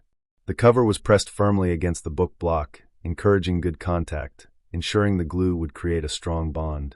A pressing board was placed over the assembled section, and weight was applied, not crushing weight, but firm, even pressure that would hold everything in position while the glue dried. The front cover was now attached, or would be once the glue had cured. The back cover awaited the same treatment. The process was repeated with the back cover. Chords coated with glue, pressed into their channels, excess wiped away. Inside of cover coated with adhesive, positioned carefully, pressed firmly into place. Another pressing board, another weight. Now both covers were attached, the book substantially complete, needing only time for the glue to dry fully. The assembled book rested under its weights, multiple pressing boards distributing pressure evenly across its surface. It would need to remain like this for some time, Perhaps an hour, perhaps two, perhaps overnight. The glue needed time to cure fully, to develop its complete strength, to create bonds that would last for years. The bookbinder stepped back from the workbench, looking at the weighted stack that contained the nearly finished book. So much work had gone into this repair, hours of careful attention, patient handling, precise execution of numerous small tasks. And yet there was no sense of weariness, no feeling of exhaustion. Instead, there was quiet satisfaction, a sense of work done properly, of care given where care was needed. The workshop needed tidying now. The tools used during assembly were cleaned, brushes washed in warm water until no trace of glue remained, then set aside to dry. The glue pot was removed from its warmer and set aside to cool. Small scraps and trimmings were gathered and discarded. The work surface was wiped clean, leaving it ready for whatever work tomorrow might bring. The bookbinder moved slowly through these tasks, in no hurry now that the major work was complete. The evening had progressed deep into night. Outside the window, the town was fully asleep now, all lights extinguished except for the occasional street lamp, all sounds stilled except for the distant ticking of some faraway clock or the soft whisper of wind through empty streets. In the workshop, the 3 lamps still burned steadily. They would continue burning for some time yet. There was no need to extinguish them immediately. Instead, they could be left to provide light and warmth, to fill the space with their gentle glow, to keep company with the book that rested under its weights, slowly drying, slowly completing its transformation from damaged and worn to repaired and renewed. The bookbinder pulled the stool closer to the workbench and sat once more, this time not to work but simply to rest, to enjoy the peaceful atmosphere of the workshop after completing substantial work. The hands that had been so busy for these past hours now rested quietly in the lap, no longer needed, their tasks complete for the moment. Outside, a church bell told the hour, 10 strikes, clear and measured, marking the progression of night. Inside, the sound barely penetrated, arriving muted and distant, almost dreamlike. Time continued its passage, but here it seemed slowed, stretched, less urgent than in the bustle of daylight hours. The bookbinder's eyes moved slowly around the workshop, taking in the familiar sights, the shelves with their patient books, the tools in their places, the lamps with their steady flames, the window reflecting it all back like a mirror, making the room seem to float in darkness, self-contained and separate from the world beyond. There was nowhere else to be, nothing else that needed doing. The evening's work was complete, or as complete as it could be until the glue dried and the final steps could be undertaken. For now, there was only this quiet space, this warm light, this sense of peaceful occupation and rest. The bookbinder remained seated on the stool, body relaxed, breathing slow and deep. The workshop felt especially peaceful now, in the deep part of the evening, when all the urgent tasks had been completed and what remained was simply waiting. Waiting for glue to dry, for materials to settle, for time to pass in its own unhurried way. The lamplight created pools of warmth throughout the room, each lamp its own small sun, casting gentle illumination that made shadows soft rather than harsh. These shadows moved imperceptibly as the flames breathed, expanding and contracting in rhythms too slow to track consciously, but visible nonetheless as a kind of living quality to the light itself. The bookbinder's gaze rested on the pressing boards that held the book. Beneath those boards, beneath the weights, the glue was doing its quiet work, molecules bonding, adhesive curing, separate pieces becoming one. It was almost magical when one considered it, this transformation that happened without any visible action, this change that occurred simply through the passage of time and the chemistry of natural materials. But there was no need to think too deeply about such things. The mind could rest along with the body, could simply exist in this moment without analyzing or planning or worrying. The work had been done well. Of this the bookbinder was certain. The book would be strong when the glue dried, its binding sound, its structure solid enough to withstand years of use. After a time, the bookbinder rose from the stool and moved to the shelves where other books waited. Not to work on them, not tonight, but simply to visit them, to acknowledge their presence, to run gentle fingers along their spines in a kind of greeting or reassurance. These books would have their turn. Each one would receive the care it needed. But not tonight. Tonight belonged to the book currently resting under weights, and to the quiet satisfaction of work completed. One book on the shelf caught the eye, a small volume bound in green leather, its cover decorated with simple gilt lines forming a border. The bookbinder lifted it carefully, feeling its weight, noting how the leather had aged to a beautiful deep jade color, how the gilt had tarnished slightly but remained legible. This book was not here for repair. It belonged to the bookbinder personally, kept in the workshop simply because this was where books felt most at home. The volume was carried back to the workbench and set down gently in a clear space away from the tools and materials. The bookbinder opened it carefully, and the pages fell open to a place marked by a ribbon, pale green silk, matching the leather of the cover. The text was poetry, printed in a clear typeface, the margins generous, the paper quality high. It was the kind of book that invited slow reading, that asked for attention and contemplation rather than hurried consumption. The bookbinder did not read the words just now, had read them many times before over the years and knew them well. Instead, the book was simply held open, the pages observed, the way the text sat on the page appreciated. There was artistry in this, in the spacing of lines, in the margins that gave the words room to breathe, in the weight of the paper that made each page a pleasure to turn. Books were not merely vessels for text, the bookbinder had learned long ago. They were objects in themselves, worthy of care and appreciation regardless of the words they contained. The feel of a book in the hands, the sound pages made when turning, the scent that rose from old paper, the visual beauty of well-set type on quality stock, all of this mattered. All of this contributed to the experience of reading, to the pleasure of engaging with a book as both text and object. The green volume was closed carefully and returned to its place on the shelf. The bookbinder's hand lingered for a moment on its spine, a small gesture of affection before moving away. Other books sat nearby, some familiar, some less so, each with its own character, its own particular qualities. They seemed comfortable there on the shelves, like animals in their proper habitat, content, and at rest. The workshop itself was like that, a proper habitat for books, a place where they belonged and were understood. The steady temperature, neither too warm nor too cold. The moderate humidity, neither too damp nor too dry. The respect with which they were handled. All of this created an environment where books could exist as they were meant to exist, protected and valued. The bookbinder moved to the window and looked out once more. The street was utterly still now, not even a cat moving through the lamplight. The buildings across the way were dark, their windows blank and unreflective. The sky above held a few stars, visible between clouds that moved slowly across the darkness. A quarter moon hung low, providing its own pale illumination that mixed with the street lamp's warmer glow. It must have been quite late now. How late exactly, the bookbinder did not know and did not particularly care to know. The evening would last as long as it needed to last. Eventually, there would be a natural moment to end it, to extinguish the lamps, to lock the workshop door and depart for home and bed. But that moment had not yet arrived. For now, there was still this quiet space, this peaceful occupation of time, this gentle presence in the workshop as night deepened around it. The bookbinder turned from the window and moved to a small cabinet in one corner of the room. This cabinet held materials that were used less frequently, specialty papers, decorative elements, tools for more elaborate binding work. The bookbinder opened it now not to retrieve anything in particular, but simply to check that all was in order, that nothing had been forgotten or misplaced. Inside, the cabinet was neatly organized. Small boxes held decorative corner pieces made of brass, used for protecting the corners of fine bindings.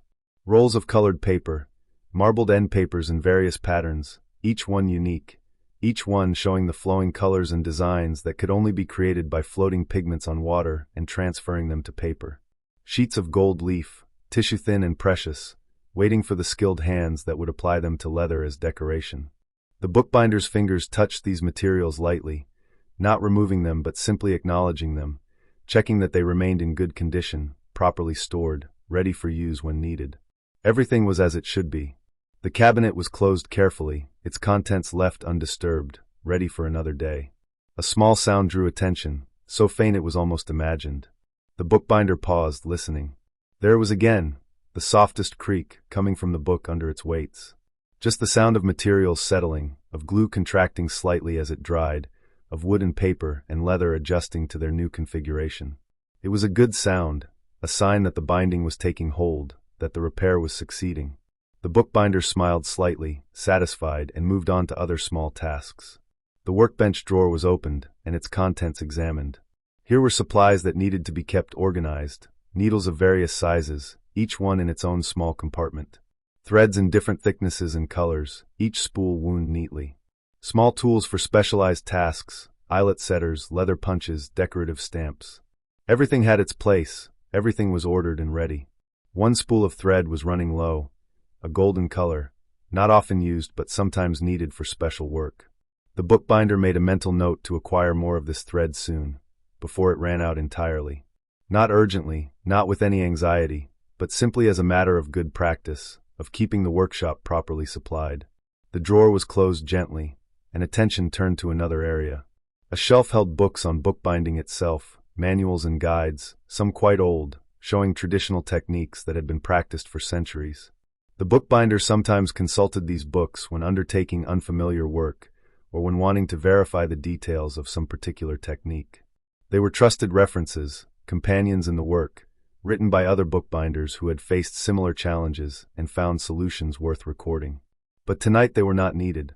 The work completed this evening had been straightforward, using techniques the bookbinder knew well from long practice. Still, it was comforting to know these books were there, ready to be consulted if ever uncertainty arose, if ever a question needed answering or a technique needed clarification. The bookbinder moved to the center of the room and simply stood there for a time, turning slowly, taking in the entire space. The workbench with its tools and materials, the shelves with their books, the pressing boards with their hidden work in progress, the lamps with their steady flames, the window reflecting it all, the door closed and solid, keeping the outside world at bay while the inside world continued its peaceful existence. There was something deeply satisfying about this space, about having created a place where work could be done well, where books could be repaired with care, where time could slow down and patience could be the primary virtue. The bookbinder had worked in this workshop for many years now, and it had become more than just a workplace. It had become a kind of sanctuary, a place of refuge from the hurry and noise of the world beyond its door. The stool was returned to, and the bookbinder sat once more, hands resting loosely on knees, posture relaxed but upright. The breathing continued its slow, steady rhythm. In and out, in and out. Each breath brought fresh air into the lungs, carrying with it the mingled scents of the workshop, leather and paper, glue and oil, beeswax and old wood. Each exhalation released tension, released any remaining trace of the day's concerns, released everything that was not this present moment in this quiet room. The lamps flickered very slightly. Perhaps the oil in one of them was running a bit lower, causing the flame to draw differently. But the flicker was momentary, and the flames settled again into their steady burning. There was still adequate oil in all three lamps, still hours of light remaining if needed. But perhaps they would not be needed for hours more. Perhaps soon the natural moment to conclude the evening would arrive, and the lamps could be extinguished one by one, their light released back into darkness until tomorrow, when they would be needed again. But not yet. Not quite yet. For now, they continued their vigil, their flames constant and warm, their light sufficient and comforting. The bookbinder's thoughts drifted without direction or purpose, touching lightly on various topics but not settling on any one for long. Thoughts of books repaired over the years, hundreds of them, perhaps thousands, each one different, each one carrying its own history. Thoughts of the people who owned these books, who valued them enough to seek their repair, who would receive them back with gratitude and return them to their shelves or their desks or wherever they lived and were used. Thoughts of the materials themselves, the trees that had become paper, the animals whose hides had become leather, the plants and materials that had become glue and thread, and all the other components of a book. Everything connected, everything part of larger cycles of growth and harvest and use and eventual return to earth. A book was not separate from nature. It was made from nature, crafted from natural materials into something that could hold thoughts and words and stories for decades or centuries. These thoughts were not urgent or demanding. They simply arose and passed, like clouds moving across the sky of the mind, acknowledged but not grasped at, allowed to come and go in their own time. The bookbinder had learned long ago not to chase thoughts, not to try to hold on to them or push them away, but simply to let them be, to let them flow through awareness without resistance. The workshop seemed to breathe along with the bookbinder, a slow, gentle rhythm of expansion and contraction, though nothing actually moved except the lamp flames and the soft shadows they cast. It was more a feeling than a fact, this sense of the room itself as a living thing, but it was a comfortable feeling, a sense of being held in a space that was benevolent and supportive. Time passed, impossible to measure, marked only by the occasional sound from outside, a distant clock striking the quarter hour, the even more distant sound of a train whistle from the edge of town, the The soft patter of rain that had begun to fall again, gentle drops touching the window, sliding down the glass in slow tracks that caught and reflected the lamplight.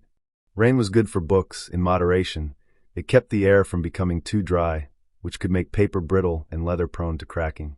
But too much dampness was harmful, causing mold and decay, making paper cockle and bindings loosen.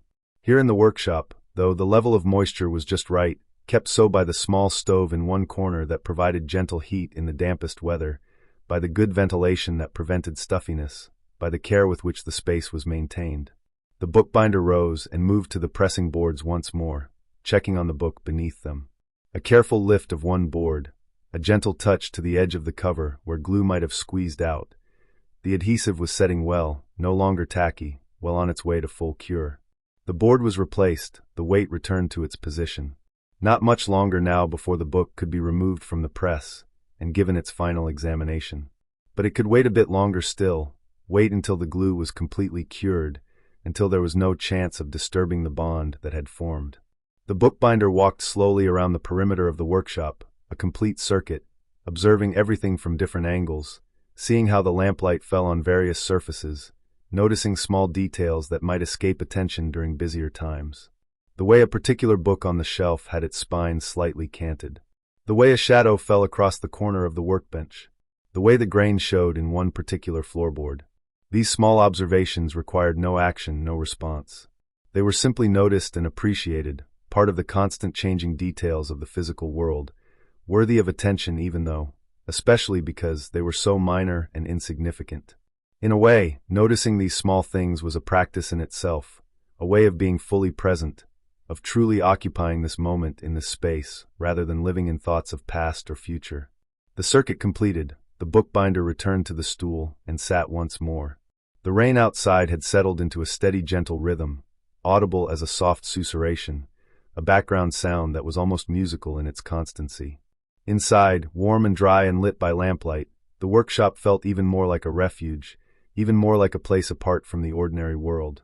The bookbinder's eyes half closed, not from sleepiness but from a kind of peaceful contentment, a satisfaction in simply being here, in this place, at this time, having done good work and now resting in the completion of that work.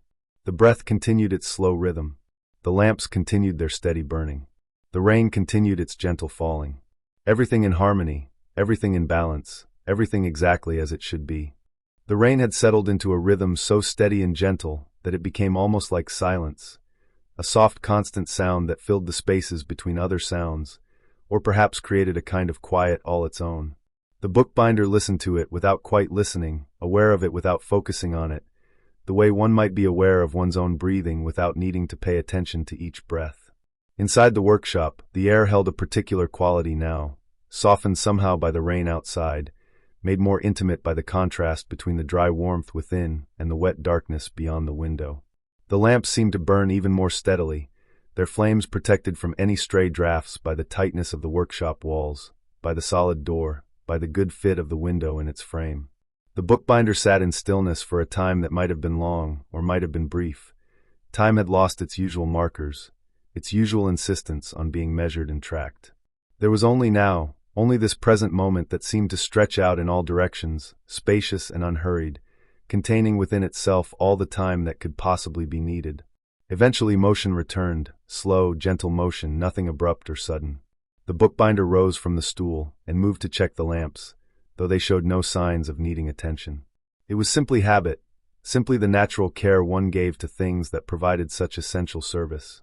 Each lamp was examined, wick still burning cleanly, oil still adequate in the reservoir, glass chimney clear of soot. All three were functioning perfectly, as they had been all evening, as they likely would continue to do for hours yet if needed. But perhaps they would not be needed for many more hours. Perhaps the evening was moving toward its natural conclusion.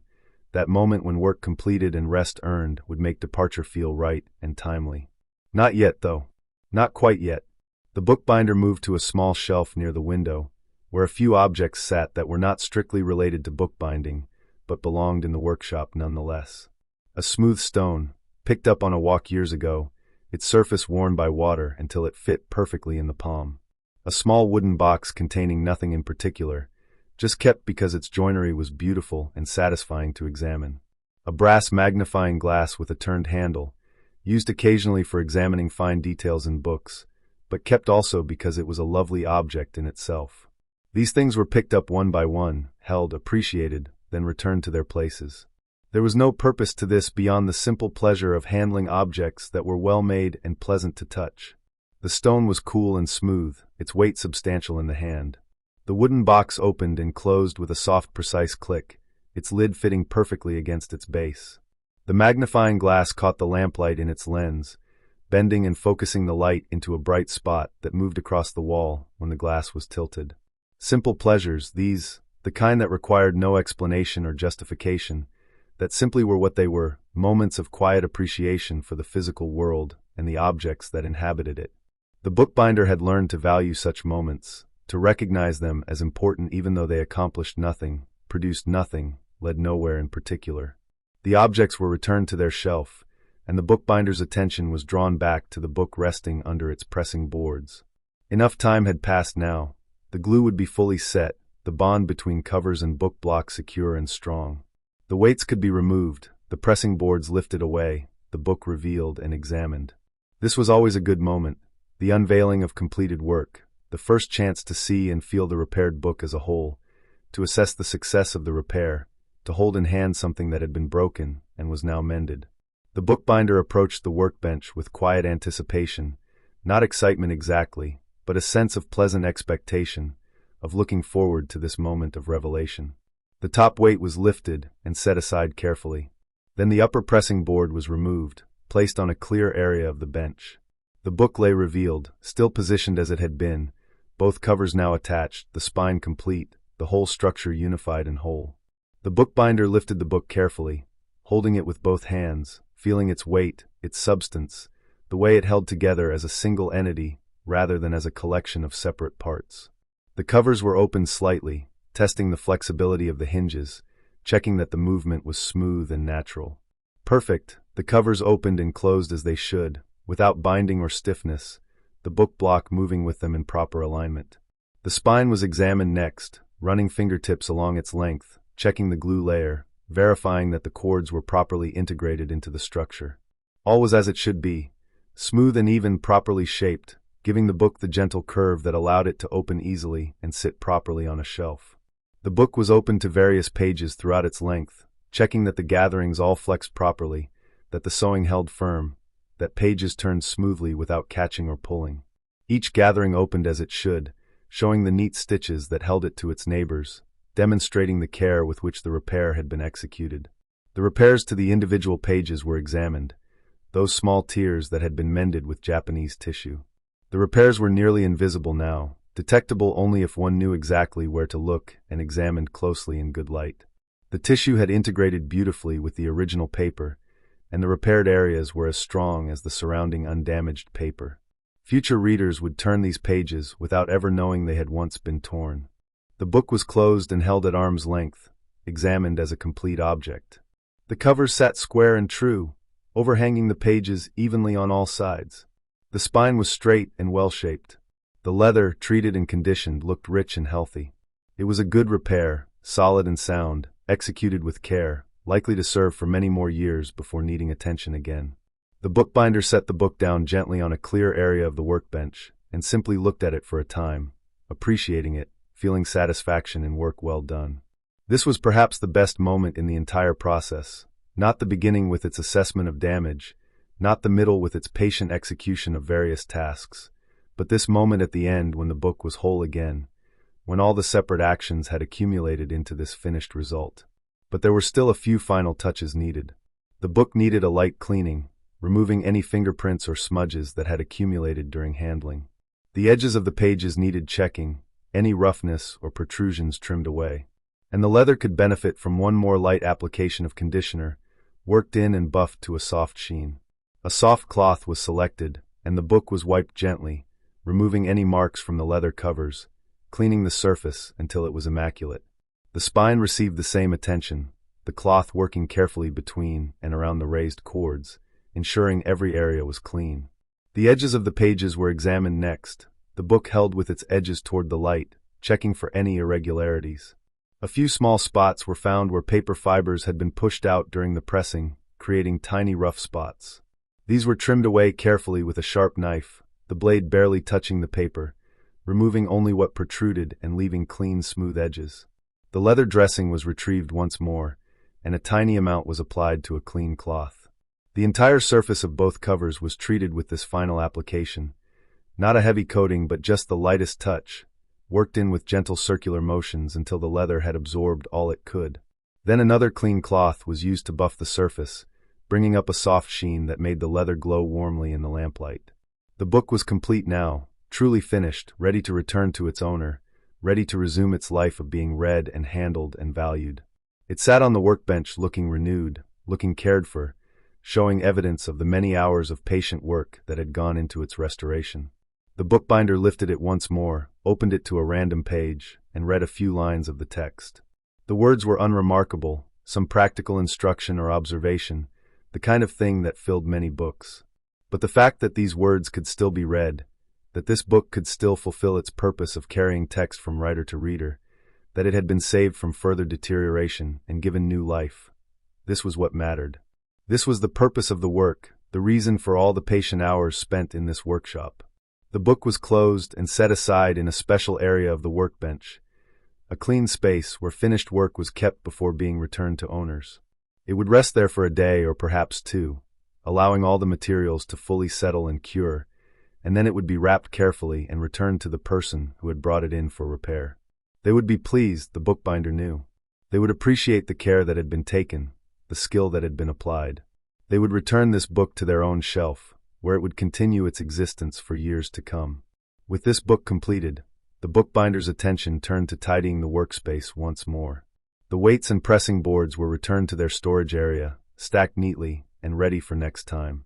The tools used during the final stages of work were cleaned and put away, cloth folded and stored, leather dressing returned to its shelf, knife wiped clean, and placed with other cutting tools. The workbench surface was cleared of any remaining scraps or debris, wiped down with a slightly damp cloth, left clean and ready for tomorrow's work. The drawer was closed, the cabinet doors secured, everything returned to order. The workshop looked tidy and organized, ready to rest until next time it was needed. The rain outside had softened even further, becoming barely audible, more a presence than a sound.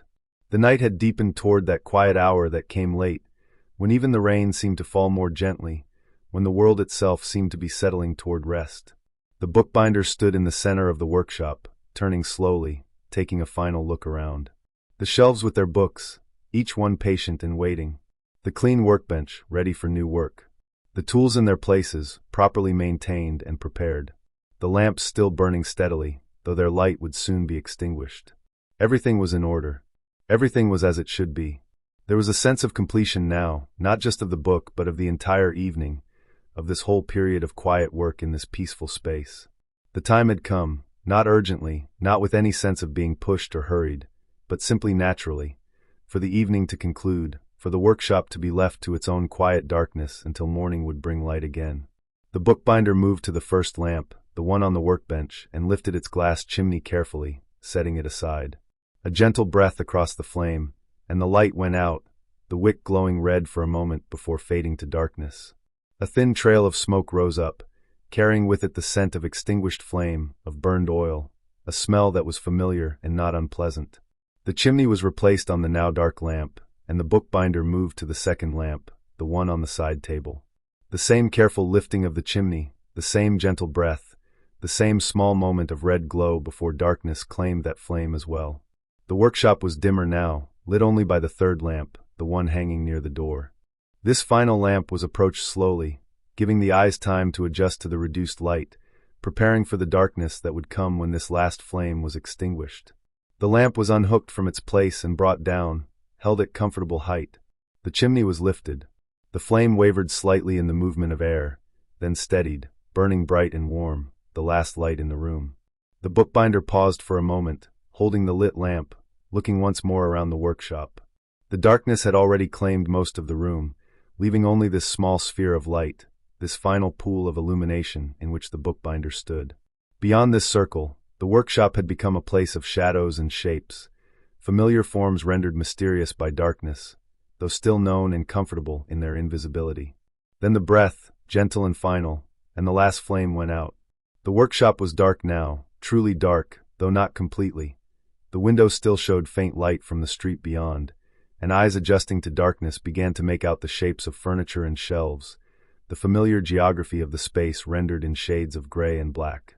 The bookbinder stood still for a time, letting eyes adjust fully, breathing the darker air that somehow felt different from the air that had filled the lit room. There was peace in this darkness, a sense of the workshop settling into rest, of the space taking its own form of sleep while the night continued around it. Eventually, movement resumed, slow, careful steps toward the door, hands extended slightly to guide the way, feet knowing the path from long familiarity, even in darkness. The door was reached, opened, and the bookbinder stepped through into the small hallway beyond, turning back for one last look at the dark workshop before closing the door gently, hearing the latch click softly into place. The workshop was left to its darkness and its silence, to the patient presence of books waiting on shelves, to the clean workbench and the ordered tools, to the finished book resting in its appointed place, all of it settling into nighttime stillness, all of it waiting quietly for morning to come and work to begin again. The darkness in the workshop was not absolute. As time passed and stillness deepened, the faint light from the street lamp outside found its way through the window, casting the dimmest of glows across the interior. This light was gentle, undemanding, just enough to suggest the shapes of things without revealing their details. The shelves along the wall, the workbench in the center, the hanging tools that cast thin shadows in the pale illumination. The workshop seemed to breathe in this darkness, expanding into the night, becoming part of the larger quiet that had settled over the town.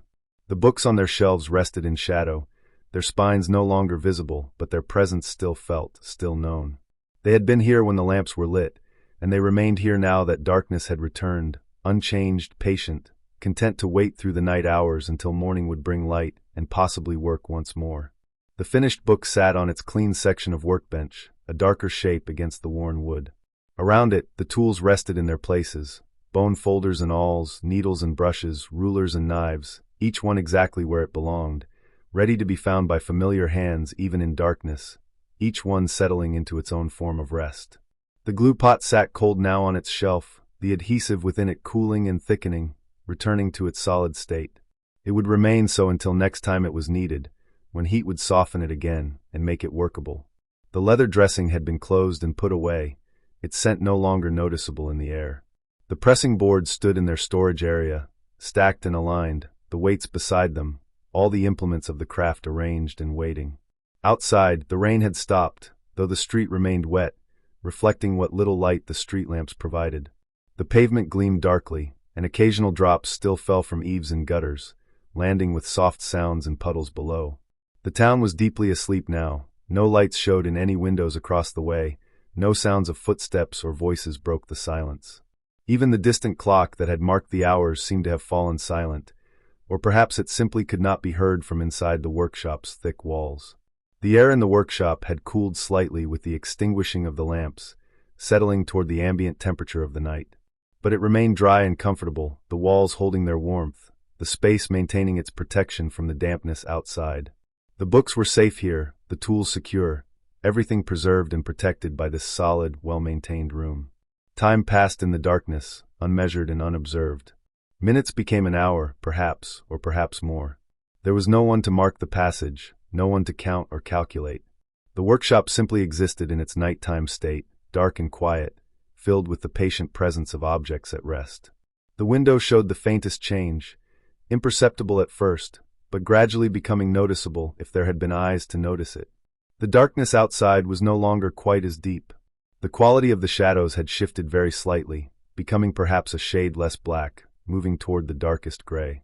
It was not yet dawn, not even the approach of dawn, but rather that subtle shift that came in the deepest part of night, when darkness reached its fullest depth and then began, almost imperceptibly, its long, slow retreat toward morning. The workshop received this change in light without response, without reaction. The books remained on their shelves, the tools in their places, the finished repair on its section of bench.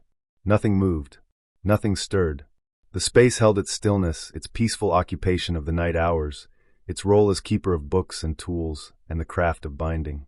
Outside, a cat perhaps crossed the street, Some small movement suggested in the very edge of perception, a shifting shadow, a sense of life passing through the sleeping town.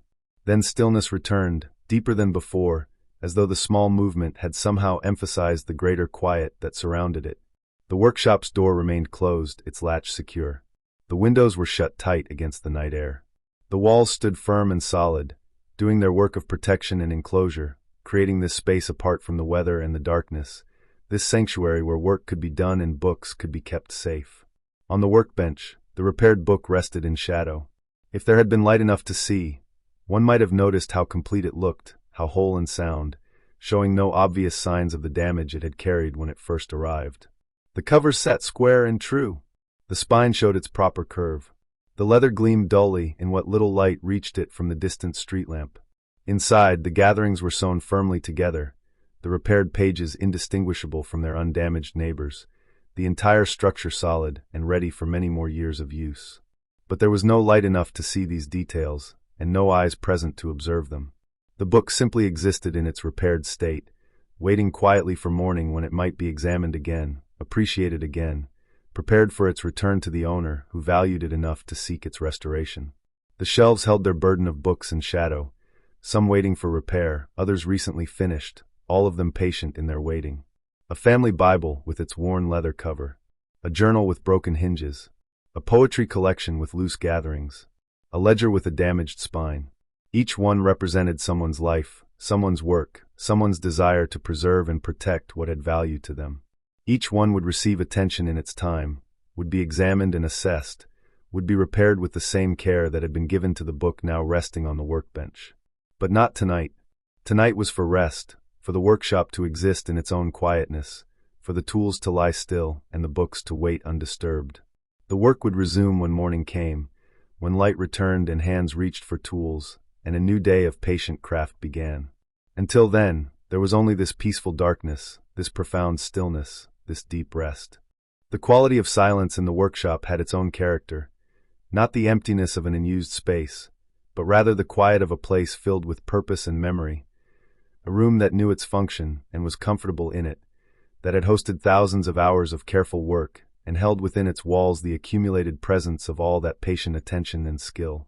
If one could listen deeply enough in this silence, one might almost hear the echoes of work, the soft scraping of bone folders against paper, the quiet sound of pages being turned, the gentle brush of thread being pulled through holes, the slight creak of leather being flexed and shaped. Not actual sounds, but memories of sounds, impressions left in the space itself by countless repetitions over countless hours. The workshop remembered its work even in darkness and silence, held those memories in its walls and floor and ceiling, in the worn surfaces of bench and shelf. The night deepened further still, reaching toward that hour of profoundest darkness that came before any hint of dawn. In this depth of night, the world seemed most at rest, most settled into its own existence. The town slept around the workshop. The streets remained empty. The rain stayed away. Only the street lamps continued their vigil, casting their pale light on wet pavement, creating small pools of illumination in the greater darkness. Inside the workshop, nothing changed because nothing needed to change. Everything was exactly as it should be, exactly where it belonged. The order that had been established during the evening's work remained intact. Tools in their places, materials properly stored, the workspace clean and ready, the finished book resting in its appointed spot. This order would persist through the night, would be present when morning came and work resumed, would provide the foundation for whatever tasks the new day might bring. The air in the room had reached equilibrium with the night, cool but not cold, dry but not parched, still and settled. No drafts moved through the space. The solid door and well-fitted windows kept the outside air where it belonged, maintaining the workshop's protective environment. The books breathed slowly, their paper expanding and contracting minutely with changes in humidity, their leather covers flexing imperceptibly, all of them engaged in the slow ongoing process of existing, of persisting through time, of waiting for the hands that would open them and the eyes that would read them. Time continued its passage, marked only by the steady accumulation of moments, one after another, none of them special or noteworthy, all of them contributing to the slow movement from night toward eventual morning. But morning was still far away, hours yet before the first hint of gray would show in the eastern sky, hours before the street lamps would seem to pale against gathering dawn, hours before the workshop door would open again and light would return to fill the space. Until then, the darkness held. The silence persisted. The workshop rested in its nighttime state, secure and peaceful, filled with the patient presence of tools and books and the memory of work well done. Outside, the town slept on. Inside, the space waited quietly, content in its darkness, comfortable in its rest, harboring no anxiety about the work that would come with morning, holding no concern for anything beyond this present moment of profound stillness. The finished book sat in its place, unseen but present, complete and whole, ready for the morning light that would reveal again its repaired beauty, its renewed strength, its return from damage to wholeness. Around it, the workshop maintained its vigil, protecting and preserving, offering shelter to books and tools alike, being exactly what it was meant to be, a place of craft and care, of patient work and skillful hands, of respect for books and the knowledge they contained. And the night deepened still further, moving toward that point of greatest darkness from which it would eventually, inevitably, begin its long retreat toward dawn. But that turning point had not yet arrived. For now there was only this depth, this quiet, this profound rest. The workshop settled into it like a book settling onto a shelf, finding its proper place, its comfortable position, its right relationship with the darkness that surrounded it. Nothing disturbed this rest. No sound broke the silence. The world outside continued its own nighttime existence, and the workshop continued its own, the two separate yet connected, the larger containing the smaller, both participating in the universal rhythm of day and night, light and darkness, activity and rest. In this rest, there was no sense of waiting, no anticipation of what was to come. There was only the present moment, extending in all directions, spacious and unhurried, containing everything that was and nothing more. The workshop existed in this moment completely, without past or future, without memory or expectation, simply being what it was, a dark room filled with books and tools, a place where work happened during the day and rest happened during the night, a space that served its purpose with quiet dignity and asked for nothing more. And so the night continued, deep and dark and still, holding the workshop in its gentle embrace, allowing rest to be complete, allowing stillness to be profound, allowing peace to settle through every corner of the space like the finest dust, like the softest breath, like silence itself made tangible and real. The darkness in the workshop had become so complete, so total, that it seemed almost substantial, not merely the absence of light, but a presence in itself, filling the space with a soft, velvety quality that absorbed all edges and boundaries. The workshop existed within this darkness like a thought exists within consciousness, present but intangible, known but not seen. The books on their shelves had become part of the darkness, their individual identities merged into the larger shadow, though their presence remained. They were still there, each one distinct and separate, each one carrying its own particular collection of pages and words, its own history of being read and handled. But in the darkness, these distinctions dissolved, and the books became simply a collective presence, a gathered company of volumes resting together in patient silence. The workbench, too, had surrendered its details to the darkness. Its scarred surface, marked by years of careful work, was no longer visible. The tools arranged upon it had become merely suggestions of shape, darker patches against the dark wood. Only the faintest outline could be discerned where the edge of the bench met the slightly less dark air above it. Everything had simplified, had reduced to essential form, had become shadow and suggestion rather than solid visible object. Outside, the street lamps continued their steady burning, but their light seemed to have less power now, as though the depth of night had somehow diminished the lamp's ability to push back against the darkness. The wet pavement still caught and reflected what illumination reached it, but even these reflections seemed muted, subdued, participating in the general settling of the world into its deepest rest. No wind moved through the streets. No rain fell from the sky. The air itself seemed to have stilled completely, as though even the atmosphere had settled into rest, had ceased its constant motion and become quiet and motionless. In this stillness, the workshop participated fully, its own air unmoving, settled at peace. Time had become even less measurable than before, if such a thing were possible. The hours of darkness had accumulated until their number no longer mattered, until the question of when dawn might come had ceased to have any relevance. There was only this darkness, this stillness, this profound and complete rest. Whether it had lasted for an hour or for ages made no difference. It simply was, and that was sufficient. The finished book on the workbench rested in this timeless darkness, its repairs complete, its structure sound, its purpose restored. In the darkness, it was indistinguishable from the bench that held it, both of them reduced to shadow and form. But the book remained what it was, pages sewn together, covers attached, leather conditioned, tears mended. All of this continued to exist even though it could not be seen, even though the darkness had claimed all visual detail. This was perhaps one of the deepest truths the workshop embodied, that things continued to exist and maintain their nature even when unseen, even when no light revealed them, even when no eyes observed them. The books were still books in the darkness. The tools remained tools. The craft of bookbinding persisted in the arrangement of the workspace, in the order of the shelves, in the placement of materials and implements, whether visible or not. Darkness did not unmake these things. It only concealed them temporarily, only asked them to exist without being observed, to be what they were in and of themselves, independent of any witness. And they did exist thus, peacefully and completely, asking nothing, needing nothing, simply being. The workshop held them in its protective darkness, and they rested there content and undisturbed. A subtle shift occurred in the quality of the darkness, so subtle as to be almost imperceptible, so slight that it might have been imagined. Perhaps the darkness became fractionally less absolute. Perhaps the shadows became minutely less opaque. Or perhaps it was merely that the night had reached its deepest point and was beginning, with infinite slowness, its long journey back toward light. But this shift, if it existed at all, was too small to measure, too gradual to observe. The workshop remained in darkness, and that darkness seemed as complete as it had been moments, or hours, before. Nothing visible changed. No new forms emerged from shadow. The books stayed invisible on their shelves.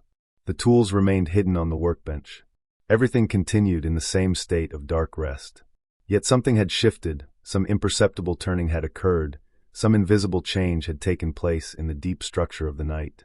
Perhaps it was simply that all things must change, that even the deepest rest must eventually give way to renewal, that even the most profound stillness contains within it the seeds of eventual movement. Or perhaps it was merely the natural rhythm of the world asserting itself, darkness giving way to light, rest preparing for activity, night moving inevitably toward day. But these changes, if they were happening, were occurring on a timescale so extended, so gradual, that they made no difference to the immediate present. The workshop remained dark. The books remained unseen. The tools rested undisturbed.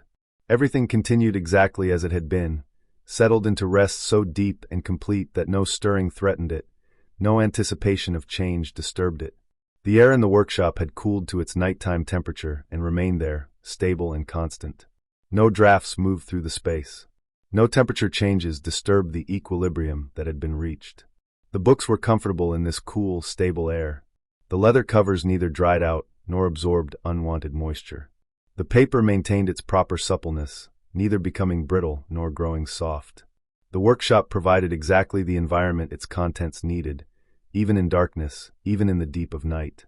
This was the purpose of the space, after all, to provide shelter and protection, to maintain conditions favorable to books and the craft of their repair, to create an environment where materials could rest safely and work could be done well. The workshop fulfilled this purpose constantly, day and night, light and dark, whether occupied or empty, whether filled with activity or settled into rest. It was a good space, a faithful space, a place that knew its function and performed it reliably, season after season, year after year. The walls stood solid and true, bearing their burden of roof and shelves without complaint, without weariness. They had stood thus for decades, would stand for decades more, protecting this interior space from weather and change, maintaining this sanctuary where books could be kept and craft could be practiced. The floor supported its load with equal faithfulness, the weight of shelves and books, of workbench and tools, of the bookbinder moving about during working hours. It bore all this with solid reliability, its old boards settling deeper into their support beams, becoming more firmly themselves with each passing year. The ceiling too played its part, keeping out rain and snow, holding heat during cold seasons, providing the upper boundary that made the space feel enclosed and safe. Together, these structural elements, floor, walls, ceiling, created the workshop, defined it, gave it its particular character and nature. They were not separate from the workshop. They were the workshop, providing the container within which books and tools and craft could exist. And in this deep darkness of night, these structural elements rested too, or seemed to rest, though in truth they never rested, never ceased their constant work of support and protection, never stopped being what they were. But in the stillness and darkness, it was possible to imagine them at rest, to feel them settling into their own existence, comfortable and content, requiring nothing, providing everything.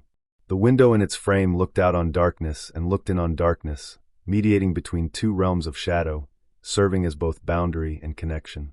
Through it, the faint light of distant street lamps suggested that a world existed beyond the workshop, that life continued in the larger town even though here, in this particular space, everything had settled into profound quiet. But that other world seemed very far away, separated not just by the glass and frame of the window but by something else, by the particular quality of rest that filled the workshop, by the depth of stillness that had accumulated here, by the sense of this space as a universe unto itself, complete and self-contained. Nothing called from that outer world. Nothing demanded attention or response. The workshop could remain exactly as it was, settled into its darkness, comfortable in its rest, needing nothing from beyond its walls. And so it did remain, hour after hour, darkness upon darkness, stillness within stillness, a pocket of peace in the larger night. The tools on their shelves and in their places maintained their readiness even in darkness.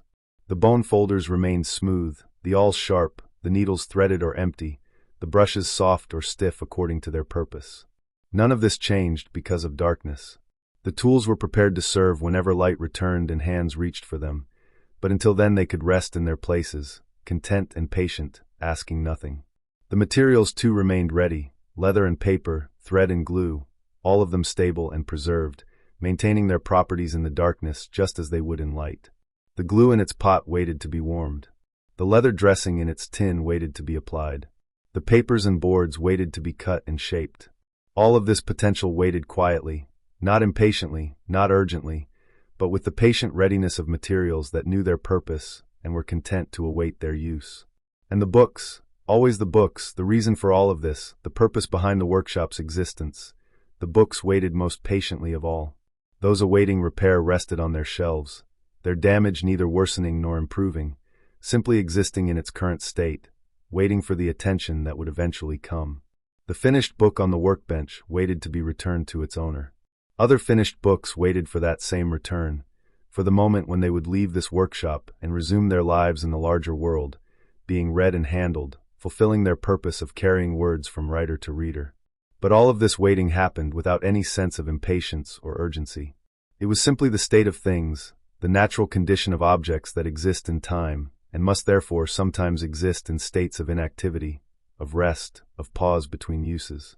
The books accepted this state completely, as they accepted all states, simply being what they were, holding their pages and their words, maintaining their structure and substance, persisting through time whether light or dark, whether seen or unseen. And the workshop held them all, books and tools, materials and finished work, memories of craft and potential for future work, held them all in its protective darkness, in its profound stillness, in its deep and complete rest.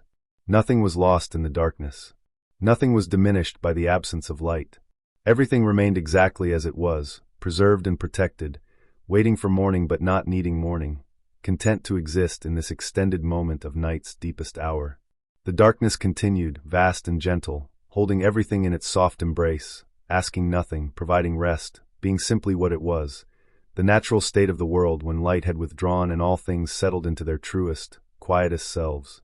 In the deepest part of the night, the workshop existed in a state of perfect stillness, a stillness so complete that it seemed to extend beyond mere absence of sound or motion, becoming instead a quality of being, a fundamental characteristic of the space itself. The darkness had become familiar, comfortable, no longer something to be noticed, but simply the natural state of things, as natural as the air that filled the room or the walls that defined it. The finished book on the workbench had ceased to be a distinct object, and had instead become part of the larger wholeness of the workshop. In darkness, the boundaries between things softened, and what had been separate objects, book, bench, tools, air, merged into a unified field of quiet presence. Everything existed together, not as isolated items, but as aspects of a single peaceful space. Time had lost all meaning. The concept of minutes or hours had no place in this darkness, no relevance to this depth of rest. There was only the eternal present, stretching in all directions, containing everything and nothing, full and empty at once. In this timeless space, the workshop simply was, not waiting, not anticipating, not remembering, but simply existing in the fullness of the present moment. The books on their shelves participated in this timeless existence. They had been written in the past, would be read in the future, but in this moment they were neither past nor future. They were only present, only here, only existing in this particular configuration of paper and leather and thread, holding their words in patient silence, requiring nothing, offering nothing, simply being. Outside, the town slept its deepest sleep. In houses all around, people lay in their beds, consciousness released into dreams or into the even deeper rest beyond dreams. The streets remained empty, washed by earlier rain, gleaming faintly in the dim light of street lamps. Nothing moved. Nothing stirred.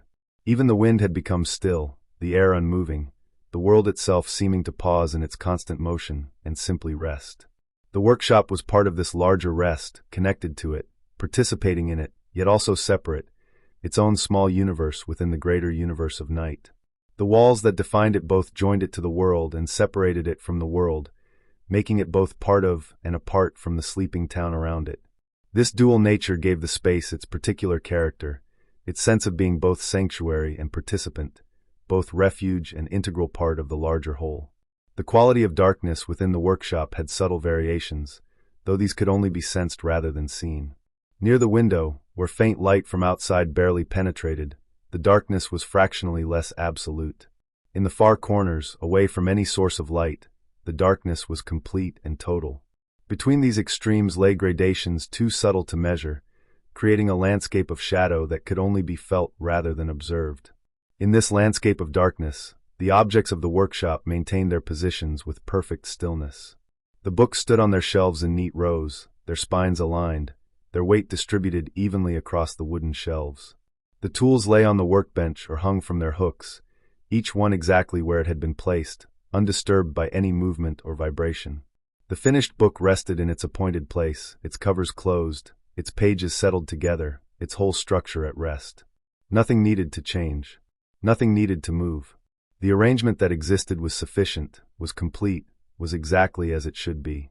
The workshop had reached a state of perfect equilibrium. Not the equilibrium of balance between opposing forces, but the deeper equilibrium of rest, where no forces acted at all, where everything simply existed in its own nature, requiring nothing, seeking nothing, at peace. This peace was not fragile. It did not depend on the absence of disturbance, because there was nothing that could disturb it. It was the peace of things being exactly what they were, of a space fulfilling its purpose simply by existing, of objects at rest in the place where they belonged. Such peace could not be broken because it was not a state imposed on things, but rather the natural condition that emerged when things were allowed to simply be. The air in the workshop was cool now, having released the warmth accumulated during the evening's work. It had settled to the temperature of the night, cool but not cold, comfortable for the books and materials stored there. This cool air was still unmoving, having found its equilibrium with the space it filled. No convection currents disturbed it. No drafts moved through it. It simply filled the volume of the workshop, present but imperceptible, surrounding everything, touching everything, yet seeming almost not to exist at all. In this still air, the sense of the workshop had become so faint as to be nearly absent. The leather and paper, the glue and oil, the wood and cloth, all the various materials that gave the space its characteristic smell, had released their volatile components into the air until a balance had been reached, until the air could hold no more and the materials had no more to release. Now these scents existed at the threshold of perception, present but not noticeable, part of the essential character of the space, but no longer calling attention to themselves. The workshop breathed its slow breath, not actual breathing, but something like it, the subtle expansion and contraction of materials responding to minute changes in temperature and humidity, the slight flexing of wood as it adjusted to the cool night air, the imperceptible movement of leather and paper as they too found their equilibrium with the surrounding environment. These movements were too small to see, too subtle to measure, but they existed nonetheless, evidence of the life that persisted even in stillness, even in darkness, even in the deepest rest. On the shelves, the books participated in this slow breathing. Their covers expanded and contracted minutely. Their pages absorbed or released moisture in amounts too small to measure. Their bindings flexed imperceptibly as temperature changed. All of this happened in profound silence, in perfect darkness, with no witness to observe it. The books simply existed, slowly adjusting to their environment, maintaining themselves, persisting through time. The finished book on the workbench did the same. Its fresh repairs, the sewn gatherings, the glued spine, the attached covers, all of these continued their slow process of settling and curing, of reaching their final state, of becoming permanent. The glue molecules continued to cross-link, creating stronger bonds. The leather continued to absorb the oils that had been applied, becoming more supple, more protected. The paper continued its slow equilibration with the air around it, neither gaining nor losing moisture, finding its stable state. All of this happened in darkness, in silence, in stillness. No one observed it. No one needed to observe it. The processes unfolded according to their own nature, following the laws that govern such things, requiring no attention or intervention. The workshop provided the environment these processes needed: stable temperature, moderate humidity, protection from light and weather, and the materials did the rest, healing and settling, and becoming what they were meant to be. Time continued its passage, though it left no mark on the darkness, made no change in the stillness. The night remained night, deep and dark and quiet. The workshop remained at rest, sheltering its books and tools, maintaining its purpose even in inactivity. Everything continued exactly as it had been, moment following moment in perfect similarity, each one indistinguishable from the one before and the one after. Yet something was changing, so slowly as to be imperceptible, so gradually as to seem not to be happening at all. The night was moving through its cycle, progressing from its deepest point toward that distant moment when light would return.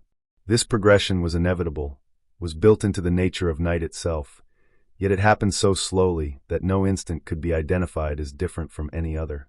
The darkness remained dark, the stillness remained still, but somewhere in the deep structure of time, change was occurring, movement was happening, the great wheel was turning. The workshop neither knew this nor needed to know it. It simply continued its rest, fulfilling its purpose of protection and shelter, being what it was meant to be.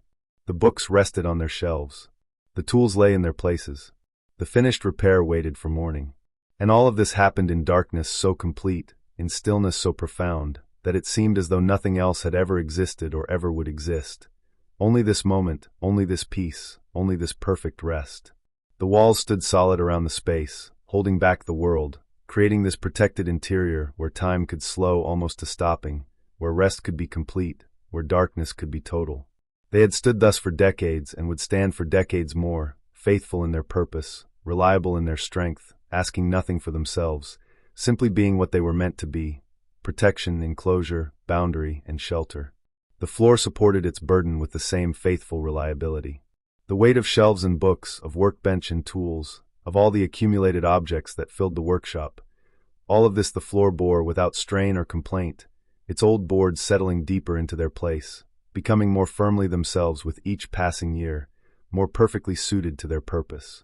The ceiling kept watch overhead, keeping out the weather, keeping in the warmth, completing the enclosure that made the workshop a space apart from the world. Together, floor and walls and ceiling created this sanctuary, this place of rest, this dark haven where books could be kept and craft could be practiced and peace could settle undisturbed. In this created space, the objects of the workshop existed in their own nature. The books were fully books, pages and covers, words and knowledge, all of it held in forms that had been perfected over centuries of development. The tools were fully tools, shaped and sharpened, balanced and ready, each one designed for its specific purpose, each one waiting to fulfill that purpose when called upon. The materials were fully materials, paper and leather, thread and glue, all of them possessing the properties that made them useful for the work of bookbinding.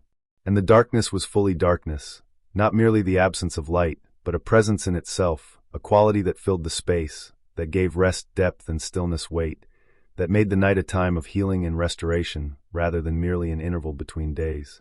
In this darkness, things could rest completely. In this darkness, repair could complete itself. In this darkness, the workshop could simply be, without need for activity or purpose, sufficient unto itself. The night held all of this in its gentle embrace, the workshop and the town around it, the books and tools within it, the peace and stillness that filled it. Nothing was lost in the darkness. Nothing was abandoned to the night.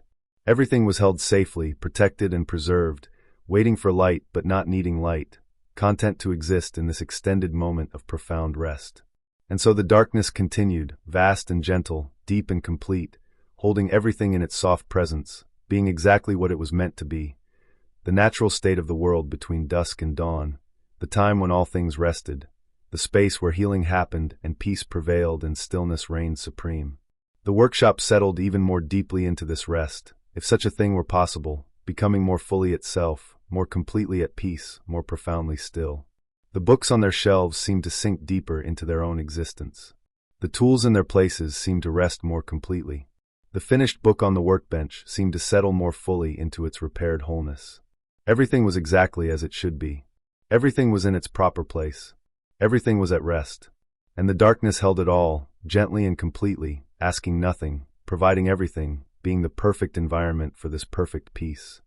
In the last hours of the deepest night, the workshop existed in a state beyond description, not because it was extraordinary, but because it had become so completely itself that words seemed unnecessary, almost intrusive. The darkness was no longer something to be noted or mentioned. It simply was as fundamental as the space itself, as natural as the walls that defined it.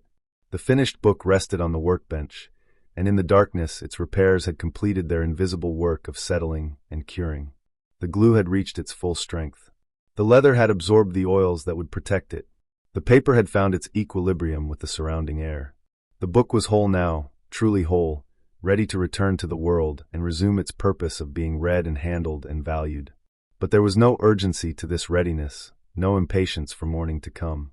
The book could rest here as long as needed, content in its wholeness, asking nothing. Around it, the other books on their shelves maintained their own patient waiting, each one secure in the knowledge that its turn would come, that the care it needed would eventually be given, that the workshop would fulfill its purpose for each of them in its own proper time. The tools too remained in their readiness, clean and sharp and properly maintained, waiting to serve whenever they were needed. The bone folders with their smooth surfaces, the awls with their sharp points, the needles with their eyes ready for thread, the brushes soft or stiff according to their purpose. All of them at rest, all of them ready, all of them content to exist in this state of peaceful preparation. The darkness had perhaps begun its slow retreat, though the change was still too subtle to perceive.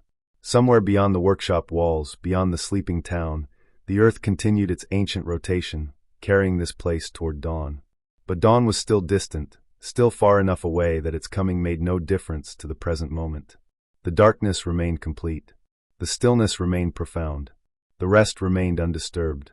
In this extended moment, the workshop seemed to exist outside of time entirely, or perhaps in a different relationship to time, not as something that passed and changed things, but as something that simply accumulated without effect, like snow falling on snow, each moment adding to the depth of peace rather than moving things toward some future state. The air in the room had become so still that it seemed almost solid, almost substantial, filling the space not as emptiness but as presence. Yet it was not oppressive or heavy. Rather, it was gentle and supportive, holding everything in place with the lightest touch, disturbing nothing, changing nothing, simply being. Outside the window, the street lamps continued their burning, though their light had grown even dimmer against the profound darkness of this deep hour. The wet pavement still caught occasional gleams, but these too seemed fainter, as though the night had absorbed their brightness, had taken even these small lights into itself. The town remained utterly silent, utterly still, every inhabitant lost in sleep, every activity ceased, every motion stilled. The workshop was part of this great stillness, yet also somehow separate from it, a stillness within stillness, a peace within peace, a darkness within darkness. It had its own quality, its own character, distinct from the sleeping town around it, yet connected to that larger rest, participating in it while maintaining its own identity. The books breathed their slow breath, if breath it could be called, that imperceptible movement of materials adjusting to their environment, responding to subtle changes too small to measure. The leather covers expanded and contracted minutely. The paper pages held their moisture content steady, neither gaining nor losing. The bindings maintained their flexibility, their strength, their readiness to open and close as many times as they would be asked to do. This slow breathing happened without awareness, without intention, simply as the natural behavior of materials existing in time and space. The books didn't know they were doing this. They simply did it, following the laws that govern such things, being what they were meant to be, vessels for words, containers for knowledge, objects that could be held and opened and read. The finished book participated in this slow breathing, its fresh repairs now integrated fully into its structure, no longer new work but simply part of the book itself. The sewn gatherings flexed together as one. The glued spine moved as a unified surface. The attached covers opened and closed, if they had been opened and closed, with smooth, even motion. The book was no longer a damaged thing that had been repaired. It was simply a book, whole and sound, ready to fulfill its purpose. Time accumulated in the darkness, moment upon moment, each one identical to the last, yet each one distinct in its own right, each one a complete instant of existence. The workshop received these moments without counting them, without marking their passage, simply existing through them, being present in each one fully and completely. The shelves along the wall held their burden steadily, as they had held it for hours, for days, for years. The wood of the shelves had long ago settled into its final shape, had accepted the weight it bore, had become perfectly suited to its purpose. The books rested on these shelves with complete trust, knowing, if books could know, that they would be held safely, that they would not fall, that the shelves would not fail in their purpose. The workbench, too, had reached this state of perfect suitability to its purpose. Its surface, scarred by years of use, was exactly right for the work done upon it. Its height was perfect for the bookbinder who worked there. Its size was sufficient for the tasks required. Its placement in the room was ideal for light and access. Everything about it was exactly as it should be, refined through years of use into its optimal form. In the darkness, these qualities could not be seen, but they persisted nonetheless. The workbench remained perfectly suited to its purpose, whether visible or invisible, whether in use or at rest. Its nature was not dependent on observation or use. It simply was what it was, steadily and reliably, asking nothing more than to be allowed to continue being. The walls stood solid and true, as they had stood through this entire night, as they stood through every night, as they would stand through countless nights to come. They held their form without effort, without strain, simply being what they were, protection, boundary, and closure. The cold of the night outside made no impression on them. The darkness that surrounded them did not affect them. They simply stood, fulfilling their purpose by their very existence. And within these walls, within this protection, the workshop continued its rest, maintained its peace, existed in its deep stillness. Nothing disturbed it. Nothing threatened it. It was exactly where it belonged, exactly what it was meant to be, functioning perfectly even in complete inactivity, serving its purpose even in absolute rest. The darkness had become so familiar now, so natural, that it no longer seemed like darkness at all. It was simply the condition of the space, the natural state of the workshop at night. In this state, the boundaries between objects softened and blurred. The book and the bench, the tools and the air, the shelves and the books they held, all of these merged into a unified whole, a single field of peaceful presence. Yet each thing also maintained its distinct identity. The book remained a book. The tools remained tools. The shelves remained shelves. They were both separate and unified, both distinct and merged, existing in that paradoxical state where individuality and wholeness were not opposites but complementary aspects of the same reality.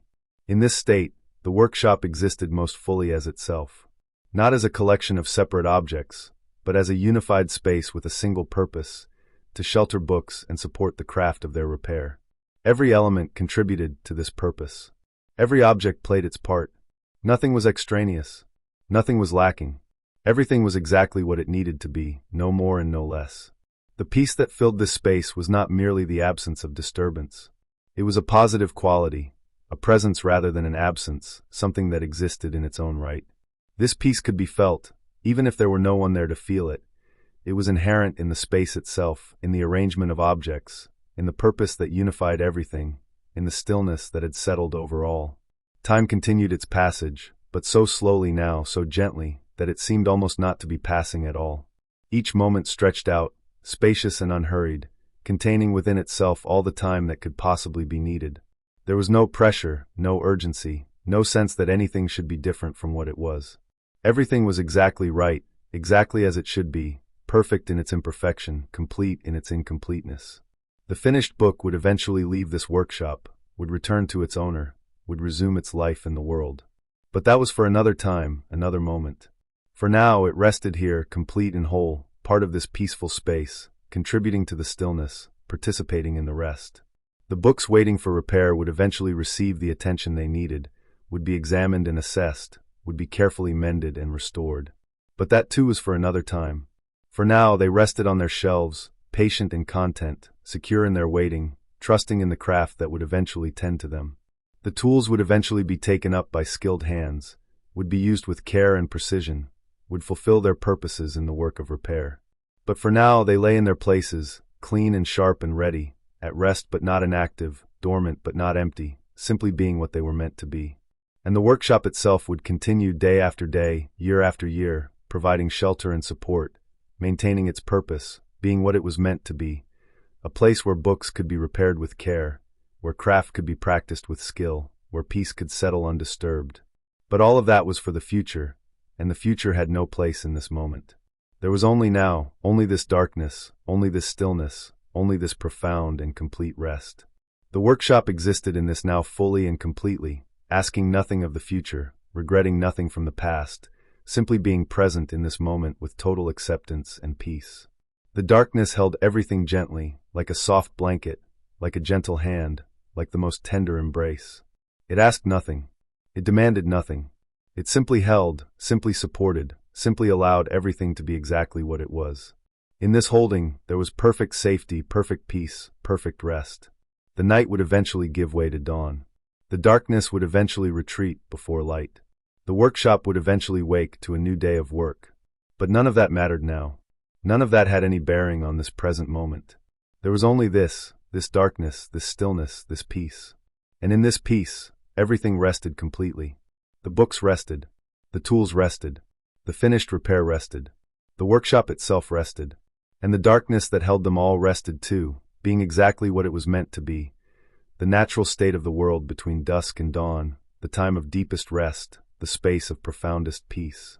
Nothing needed to change. Nothing needed to move. Nothing needed to happen. Everything was exactly as it should be. The workshop existed in perfect completeness, in absolute sufficiency, in total peace. And the darkness continued, soft and gentle, deep and complete, holding everything in its tender embrace, being the perfect container for this perfect rest, this absolute stillness, this profound and complete peace that settled through every corner of the space like the gentlest breath, like the softest touch, like peace itself made real and present and complete. The workshop rested. The books rested. The darkness held them all. And everything was exactly as it should be. Exactly as it should be. At rest. At peace. Complete. The story gently concludes here, fading into the peaceful darkness of the workshop, where all is still, all is quiet, and all is deeply, profoundly at rest.